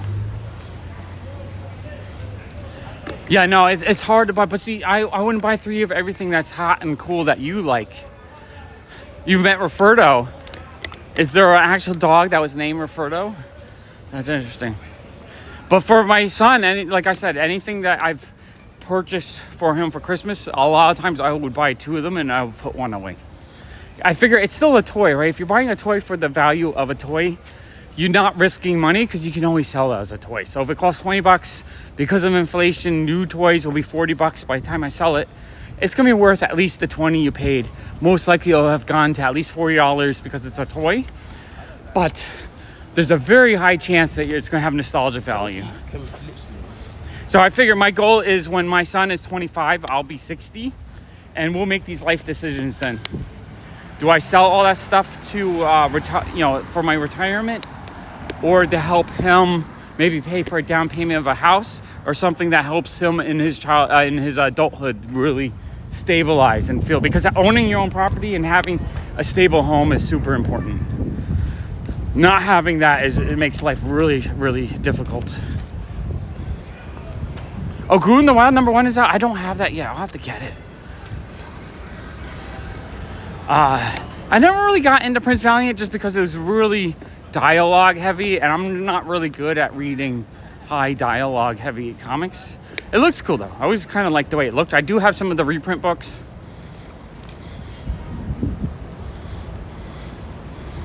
Yeah, and David, I love it when people actually give me topics to talk about, because it actually makes it awesome and interesting for me. Sometimes I walk around, I have nothing to talk about, and I'm just like today, I didn't think I would have anything to talk about, but yet you guys keep bringing up great questions and great topics, which makes it so much more interesting and fun for me.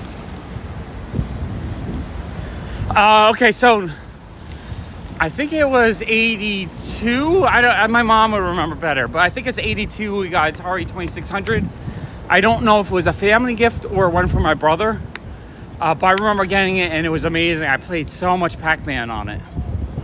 I played a ton of Pac-Man, but Atari would get boring real quick. Atari. Yeah, are we still on wide? I want to make sure we're still on widescreen. Yeah, we're on widescreen. So it wasn't until like 84, I believe. 84, 85, we got our Commodore 64. I think my dad decided to get it for the family just because I showed interest in that kind of stuff, and I guess he wanted me to use it as a learning tool maybe. But to me, the Commodore 64 became the best, most amazing game machine ever. There was so much opportunity to get these great, big, epic role-playing games. I'd buy Dungeons and Dragons games that I would literally play for like a month straight. I remember getting, I think it was called Demon Winter, and it was just a really cool Dungeons and Dragons video game, and I love that game. I remember getting sick and just playing it for like 12 hours a day for like a week, and that game was amazing. I think the first game, so I got the Commodore 64, and at first I just played Logo, I think, which not played, but I like programmed a sprite going across the screen. I did the computer programming stuff. But then for that Christmas, I got a Frogger cartridge. So you could put the cartridge in the back of the Commodore 64, and that game was so much fun. I remember I would get like a piece of paper, and I started keeping track of high scores. So I loved that, but because I loved that, it made me start wanting to get more games. And then I eventually found out that through a friend, I think it was Tyreek had him, I think. He had a thing that let you copy games. So I went from buying, when I bought Auto Duel, that was my all-time favorite game on there. I played that a ton. But I remember I would have to, save up, wait for a birthday. And then one day, Tariq was like, oh yeah, I have a program that lets you copy games. So he literally would start making me these discs with like 20 games on them.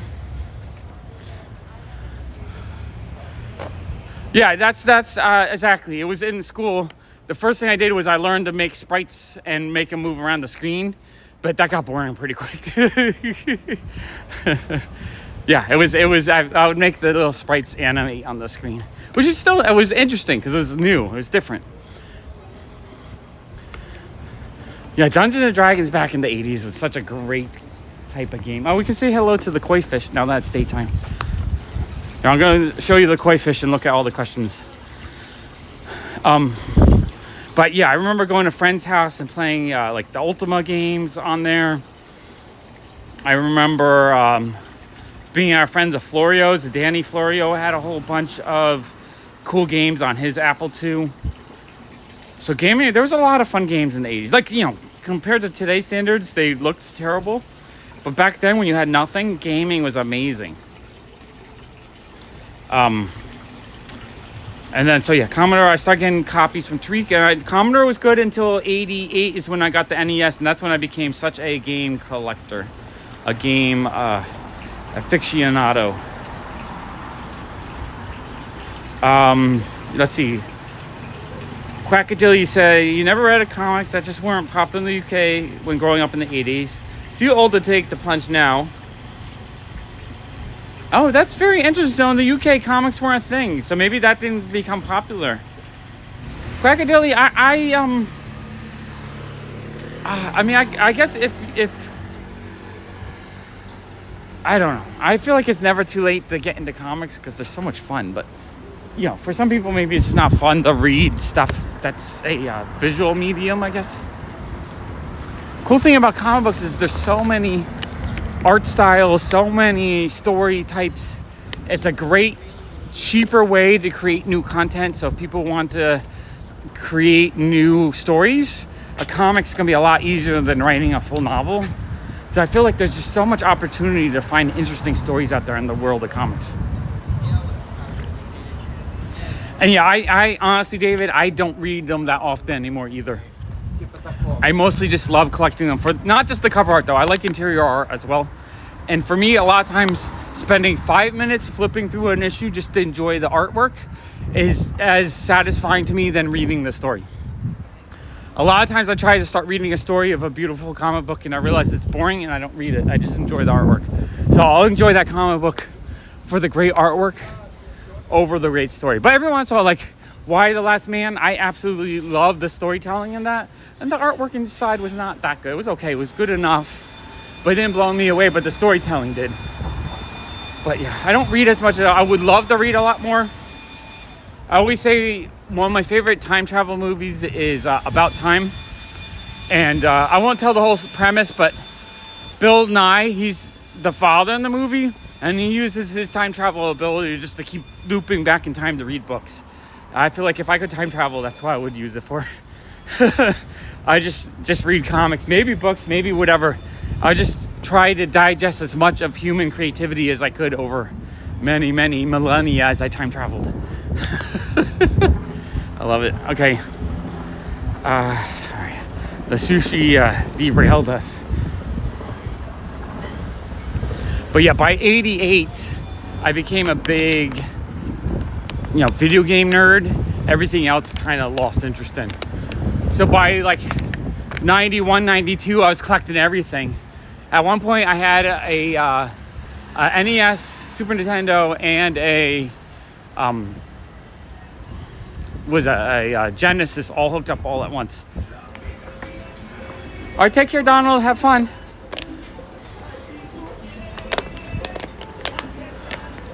Yeah, no, prices were affordable back in the day. Prices are a little crazy, but the thing, you can still, honestly, I still love hitting the dollar bin because I can still find amazing comic books for $1. They're still out there. You just have to get out hunting. You might not find exactly what you want, but you're going to find something cool every time I look. Like, the other day, I hit the dollar bin. I got like 40, Master Kung Fu issues for $1 each, even less than $1. He gave me a little bit of a discount. Oops, I think my stabilizer's getting tired. Stabilizer's getting tired. Okay.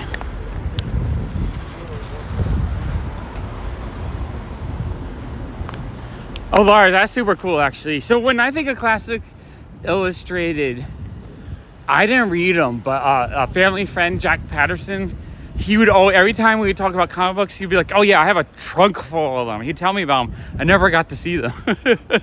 So now as an adult, anytime I see them, I kind of collect them. I think, oh, one of Jack's comics. That's kind of what I think every time I see classic illustrated. So I have maybe 300 of them now, all 1950s, 60s classic illustrated books.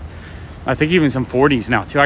In fact, Will traded me, I think 3 or 4 last week. 10-cent cover. Like you almost never see 10-cent classic illustrated. I want to visit the UK hunting comics one of these days. I'm also, if you guys ever see Ziggy stuff in the UK, you gotta get it for me because it's so hard to find. I only have 5 or 6 plush dolls. I have 3 big dolls and 3 or 4 small little clip-it size dolls. And I have, I think, 2 UK books. I really, really want a lot more UK Ziggy stuff. I just can't find it. It's so rare. Angry Otter Comics, that sounds amazing. I love Pence variants. Every time I see them, I pick them up because I just like having books for other countries. And the thing with the Pence variants, I think most of them were in the same exact printing as the US one. They just changed out, for like 10% of the print run for the UK audience, a different cover. And sometimes they would just stamp it or put a sticker on it. So I feel like I don't know why people value the Pence ones less. I think because they're rarer, they should be worth more, honestly. Because they are the same first printings. They're not like a reprint, whereas a lot of countries have actual reprints.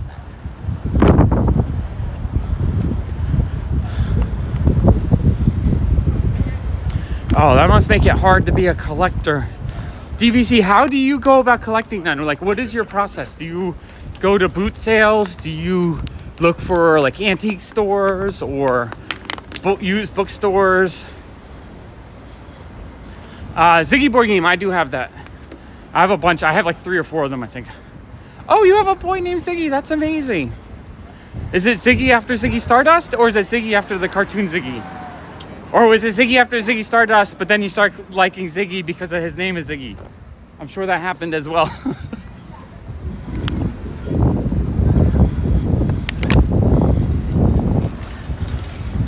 I know a lot of people always tell me how difficult mail order on eBay. So yeah, you mostly just have it shipped. Oh, that's sad. I'd feel sad if I didn't have a physical way to go collecting. Like, I feel like I need to get out of the house and hunt. That treasure hunt is half the value, honestly. In fact, I think I buy a lot of stuff online and I love hunting online, but I think I get 1,000 times more joy actually going out and trying to find something amazing for a good price. You know, like an actual treasure hunt and not just a, you just go and find it. I mean, before eBay, when I was trying to find Ziggy stuff, I'd find like one thing every few months. I think I had a box of Ziggy stuff before eBay. A box. Now I have like a room full. Oh, okay. So she buys the new stuff. Oh, that's cool. Ziggy Stardust is an amazing use of the name Ziggy. But I'm guessing you kind of pick up the Ziggy stuff, like the board game, just because of it's same name as your kid. I mean, that brings the value to you a lot. Sure, post the link. I'm not 100% sure if it'll work, but what's the link to? I'm curious. As long as it's not to like some adult content or something, but if it's comic related or something, sure, post the link. And Led Zeppelin is awesome. I was a huge fan of Zeppelin. I mean, I still love Zeppelin, but I was a huge fan in the late 80s, early 90s. Yeah, that's the thing with New York City is you do have access to so much places to collect stuff. Okay, love you, Mom. Enjoy your food shopping. And I'll be on the hunt for witch comics. Witch comics for you. Yeah, exactly. I grabbed Ziggy Pig comics just because I love the cartoon character Ziggy. So just because it's Ziggy, I'm like, I gotta grab that. Which is kind of silly, but it is what it is. Okay, I think we are. I can't tell.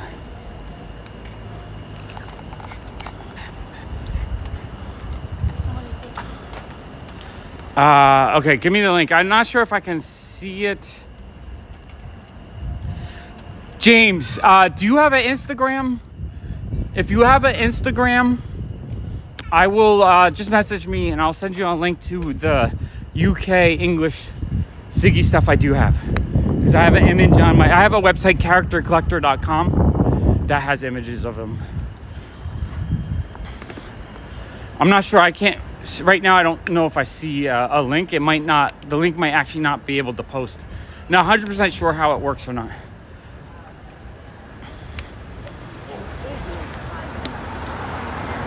But basically Ziggy has like a domed bald head, a big nose, and usually a very simple outfit. And he has like loser jokes basically. Like he'll buy an ice cream and then the ice cream will fall on the ground or something like that before he can pay for it. So it's not only did he lose his ice cream, but he got the ice cream and he loses it, but then he still has to pay for it. It's that kind of joke is Ziggy jokes. I think my stabilizer is getting tired. We've been at it a pretty long time. Oh, I gotta fix this. All right. Okay, I think we are now stable. Okay, that's better. There we go. Right, I'm walking the complete opposite direction, all the way downtown Williamsburg now. Getting my steps in though, this beautiful weather, I want it like this every day. Or a little bit colder actually.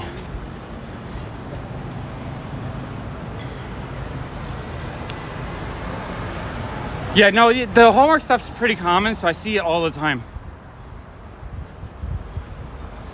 That's a good rule, Lars. No, I have a fun story. Back in like 86, I think, before I was, into Zeppelin, my brother was into Zeppelin. That's probably one reason why I got into Zeppelin.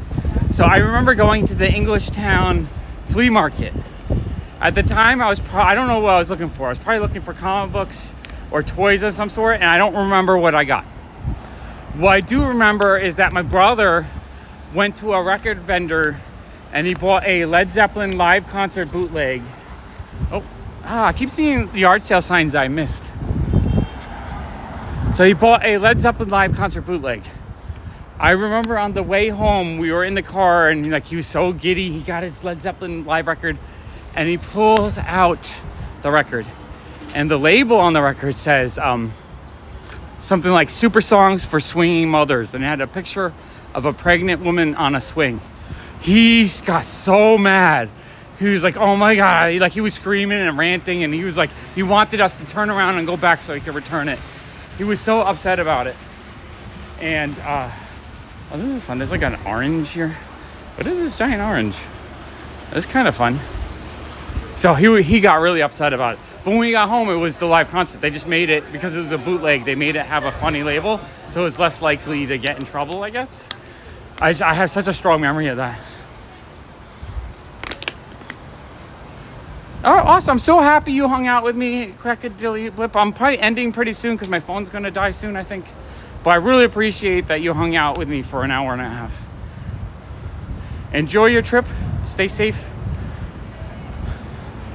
And I don't know, you could put one of my walks as background noise on the radio. I have a feeling one of my ranting videos might be fun to listen to while you're driving. I should do that. I should do a video, a ranty video for long drives. I want anything Ziggy related. If it's American versions though, I probably have it because I've been collecting for so long, as much as I can get.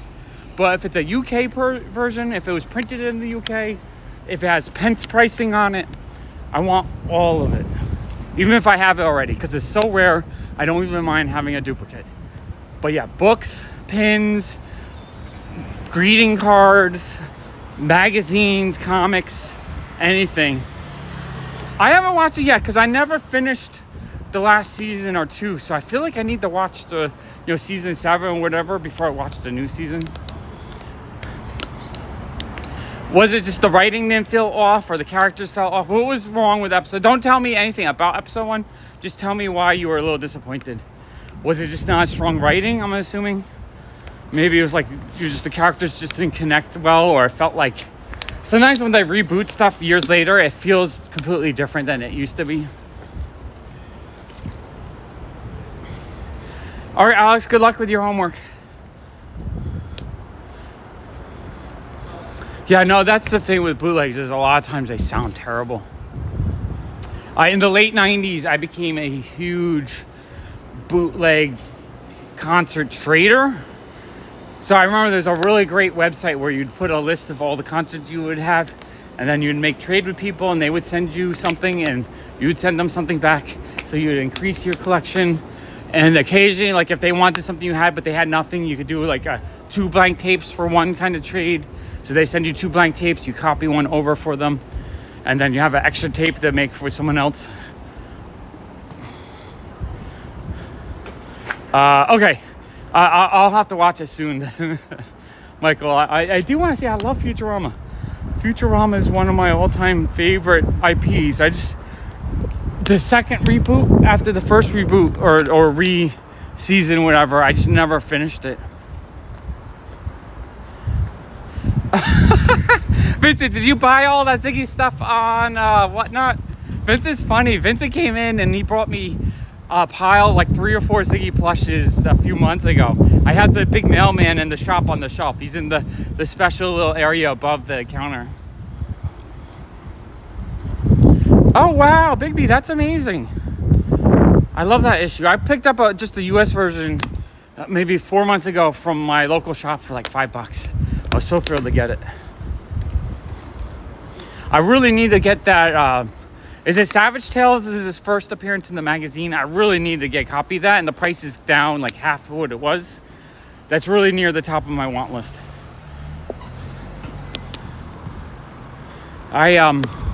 Right now, I think I'm gonna go through my top comic want list. I want the first appearance of Man-Thing, Oh, you got some of the PVC? I love the PVC. Those were some of my favorite toys as a kid. So the PVC are cool. Even if I have them already, Vince, I'm happy to have more of them because I love them. Oh man, this is definitely, my stabilizer is getting funky. Oh yeah, I might have to edit. The stabilizer might be dead for the day if I can't get it to go back up. Yeah, Savage Tales 1, I need to get that. So Savage Tales 1, Action 252, X-Men 1, Fantastic Four 1, but those two I don't know if I'm gonna get anytime soon. Yeah, $5. I had one little water stain, but besides the water stain, it was probably like a 5060. Thrill, $5, it was amazing. I'd pick that up all day long. Okay, Action 252 is first appearance of Doctor Strange, Strange Tales 110. I saw a 6.0 went for 4K recently. It's like, holy crap, that price is that used to be like a 10K book last year. So I have a feeling, like, I really, in the MCU, Doctor Strange has been one of my favorite parts of the MCU. So I have a feeling Strange Tales 110 might be my next really big book that I go after. I really have to sell a lot more though, because I have to catch up my credit cards. But I think when I'm ready to go after another really big book, Strange Tales 110. Because a 6.0 for 4K feels like such a steal at this point. You know, such a major character in the MCU, like one of the coolest characters. The second movie, I thought, I mean, a lot of people didn't like it, but I thought it was amazing. I love seeing all that old school Bronze Age type horror come to the screen. Epic Illustrated, I think, is affordable. I think maybe I see them maybe like $5, maybe a little bit less, maybe a little bit more, but I pick them up when they're under $5. I think I got a couple for like $1 a couple months ago. Yeah, the COVID year spike that's gone now. All the prices are gone, but still, I still remember, you know, the prices. I still remember thinking, oh, I want a giant size X-Men 1 7.0. It's $5,000 now. Right now you can get for like $2,500 or less. Oh, the My Buddy dolls is definitely kind of what inspired the Chucky. So yeah. I mean, but it's also the Pence variant, which means they probably only made 10% of them. So even if, Big B, if it wasn't a good deal, the chances of you actually finding the Pence variant, especially if you found it in the US, is probably very low. I would buy it for $30 in a heartbeat. So New Mutants number 98 to me is in the era of stupid stabilizer. So New Mutants 98 is in that era of high print comics. So I didn't go on my way to get it because I thought it would be traded in eventually, but I waited about 6 years and I never got it. And I was just like, oh man, am I ever going to get this? I knew it was just going to show up one day. And then my friend Will, who sells me all these amazing boxes of Silver Age, before he really got back in or started doing buying and selling, he told me that it was either his uncle or his girlfriend's uncle had a copy. It's probably like a 7580 condition one. And he's like, do you want to buy it? I'm like, yeah, I want to buy that. Because it was high on my want list. I just didn't want to pay full price. So I think I paid maybe $100 for it. And so I have one. It's not mint. It's got a few flaws on it, but I'm thrilled to have it. I don't need a 9.8 because I don't want to pay high price for a New Mutants 98 just because of how common it is. In fact, I mean, if you go on CGC, I bet there's thousands of them graded like 9.6, 9.8. So it's one of those things where it almost feels like a waste of money to get the highest grade one. I'd rather have like a, 7580 looks really nice until you look closely. There might be one or two like bigger spine ticks, or maybe like one corner has a little fold, but the overall presentation looks really good and you don't really notice until you nitpick it. I'd rather have that for a cheaper price on something like that. If it's a rare comic book or like, something like Destroy Your Duck #1, my first appearance of Gru, that I really want the 9.8, not only because it's my favorite character, but because 9.8s are rare. I don't think there's a lot of them on the census. Dozens, not hundreds, not thousands, dozens. Right, a book that they only have like 30 or 40 copies or 50 copies in a 9.8 felt rare, so I really wanted one of those. But like something like Nice House on the Lake #1, I was thinking, oh, I should collect or invest in those in case they do a show, because you can get 9.8s now for like $35, $40. I looked, there's like 4,000 of them on the census. If there's 4,000 or something in a 9.8, that book is not, you know, that's a common ass book. It's not something that interests me in having a 9.8. It's more something that I would, you know, I'm just happy to have a loose copy. Now, I do have a 9.8. I bought it for like 40 bucks, but I don't need to hoard onto it because I don't think it'll gain that. Even if it becomes popular, it's not going to be a, what you would call it? It's not going to be a Walking Dead #1. Walking Dead #1, they only printed 10,000 copies. So it had a low print run, and the 9.8 census is not that high. There's like dozens, maybe 100. I'm not sure off the top of my head, but I'm guessing there's probably only a few hundred 9.8s of a Walking Dead 1. Because of that, that's why that's an expensive book. But a comic book that there's 4,000 or 5,000 9.8s, that's common. That's not rare at all. You could sell one a day for 12 years straight. That's crazy. Lars, yeah, I can do that. Lars, I'll go out of my way to grab Epic Illustrated. If I don't have any duplicates, I will grab you as many as I can in the $5 range, and I'll just trade you, like, depending on what you send me, I'll give you one Epic Illustrated for every 2 comics you send me, unless you send me like a key issue or something that's like kind of rarer. Then I may even send you multiple magazines for one. It really depends on what you send me. But I would love to send you Epic Illustrateds for a package of Norwegian comics. Also look for Ziggy stuff, because I know there's Norwegian Ziggy stuff that people have sent me before. So if you're just in like a used bookstore, just check the comic section if they have any Ziggy books or anything. Or like a greeting card store that might have some older greeting cards. See if they have any Ziggy stuff, because I would love that too. That's something else I'm really looking for.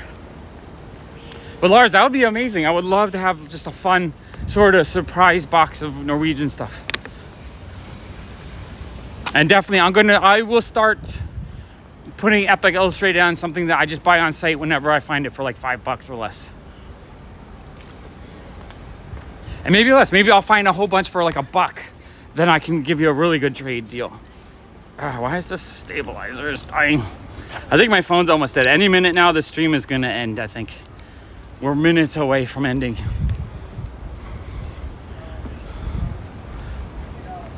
Yeah, that is. But also, how many people are grading Cool World? It might be one of those things where there's just not demand for it, so people aren't grading it. But one day in the future, if like they do a new sequel or a new reboot, and then all of a sudden it goes up in value, maybe like 100 will come out of the woodwork.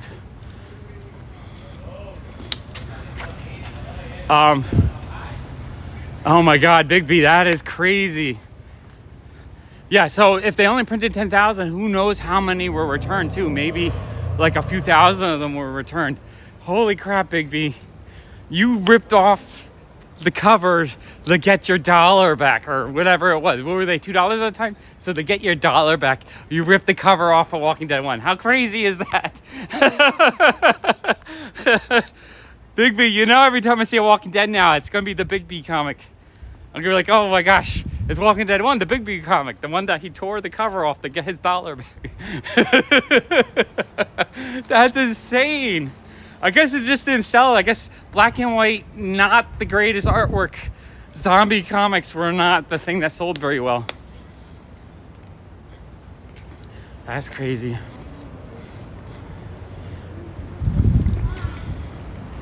No, none of us did. What year did it come out? 2004? So I don't think it was until maybe issue 10 or, oh crap. My stabilizer's done, my phone is on. It wasn't until issue like 10 or so I started trying to pick them up for $1 in the dollar bins. And so I know I had, before the show came out, I probably had like 30 that I had picked up over the years for $1, but I still don't have a #1. Yeah, Lars, no worry. I don't think Ziggy was ever popular in Norway. I know he was super popular in Japan. Japan, apparently, he was bigger than Hello Kitty at the time. Yeah, everything was zombie. There was multiple zombie comics. Everyone was talking about zombies. It really was a zombie glut. I remember I had so many zombie conversations, because I've always kind of liked the genre of zombie movies and shows. I remember having so many conversations while I was selling DVDs where people were looking for like old zombie movies, talking about zombies. I had multiple customers that were like big zombie fans, so anything zombie they would ask for. That's crazy. If only we had known. Although I always say, you know, if you did have the time travel, would you go back to get Walking Dead #1 for $2? Or would you just go back with like a nice computer and mine Bitcoin for like a day? Mine, you know, like 100,000 Bitcoins in like a couple days. And then you just come back and you have like $1 trillion, and you can buy whatever the fuck you want. Walking Dead 3,000, that's fine. I'll take that out my $1 trillion that I got. Because I don't know if I want to do anything to really mess up the timeline. Like, I wouldn't want to time travel and buy Walking Dead 1 and have that Walking Dead 1 be the one that some producer saw, and then they don't make the show. And then because they don't make the show, I don't meet certain friends and certain things don't happen. Like, I don't want that responsibility on my hands. I think of these things. Time travel. I think time travel would be such a headache.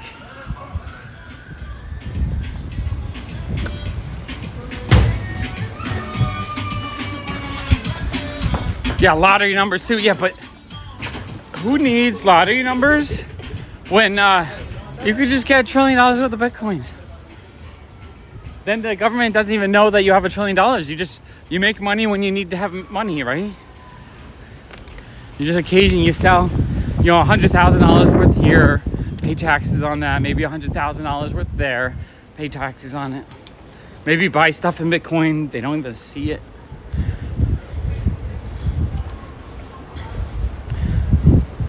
Because what you do, I mean, you should know is if you have a time machine and by using that time machine you become mega wealthy, the government is going to want your taxes. They'll be like, oh, you have a time machine? Okay, how much do you make? You made $10 trillion? Okay, give us $1 trillion, please. Or 3 trillion, or whatever a third of 10 trillion is. I should write a time travel comic or story based on what are the tax implications of time travel. Right? Like if you buy a storage unit and you open up that storage unit and there's $50,000 cash in there, you're supposed to claim that and pay taxes on it. That's true. Yeah, you don't even have to mind it. You're right. You could buy like 40,000 for like $10 or whatever. Hey Stanley, yeah, it's beautiful right now. It's getting a little bit warm, but I'm so happy I got out of the house to take a nice walk while it was beautiful out. Hey Axios. The time traveler's accountant.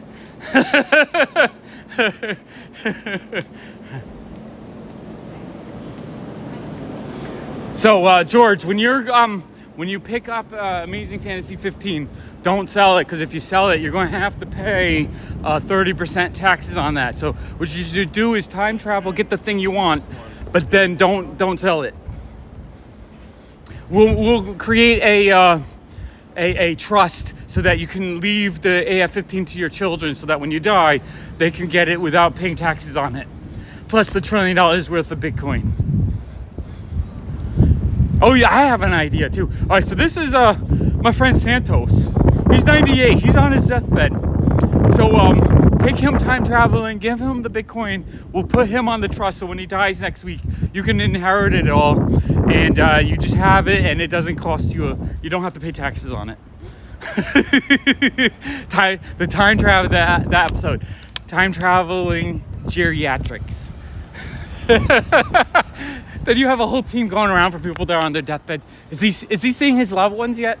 Oh, he saw his loved ones last. All right, let's travel with him.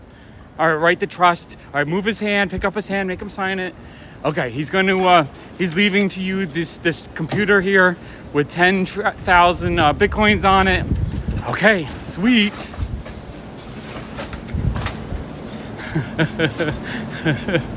I got a whole story going on here. I know, poor Santos. He doesn't care. He's about to die. You promise him his great-grandchildren will have a few bucks. Oh, I hate smoky stuff. It loses a lot of value, but you can treat things for smoke. So it's more how much is it going to cost you to mediate the effect of the smoke.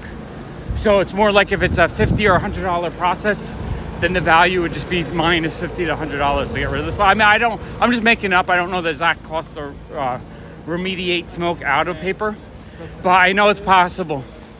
I did that. I bought a collection of Ziggy stuff that was from a smoker's home, and it was like really thick smoke. So what I did was I wrapped everything in paper towels to absorb some of the smoke. Because what happens with smoky objects is the smoke off gas, but then it goes back on the object. So you need to have things that absorbs the smoke. So I had paper towels, and then I wrapped it with newspaper, because the carbon and the inks in the newsprint will help absorb the smoke. And I had to repeat that process for a year, like switch it out every few weeks. And finally, it just, like, the smoke smell was really, really faint or gone.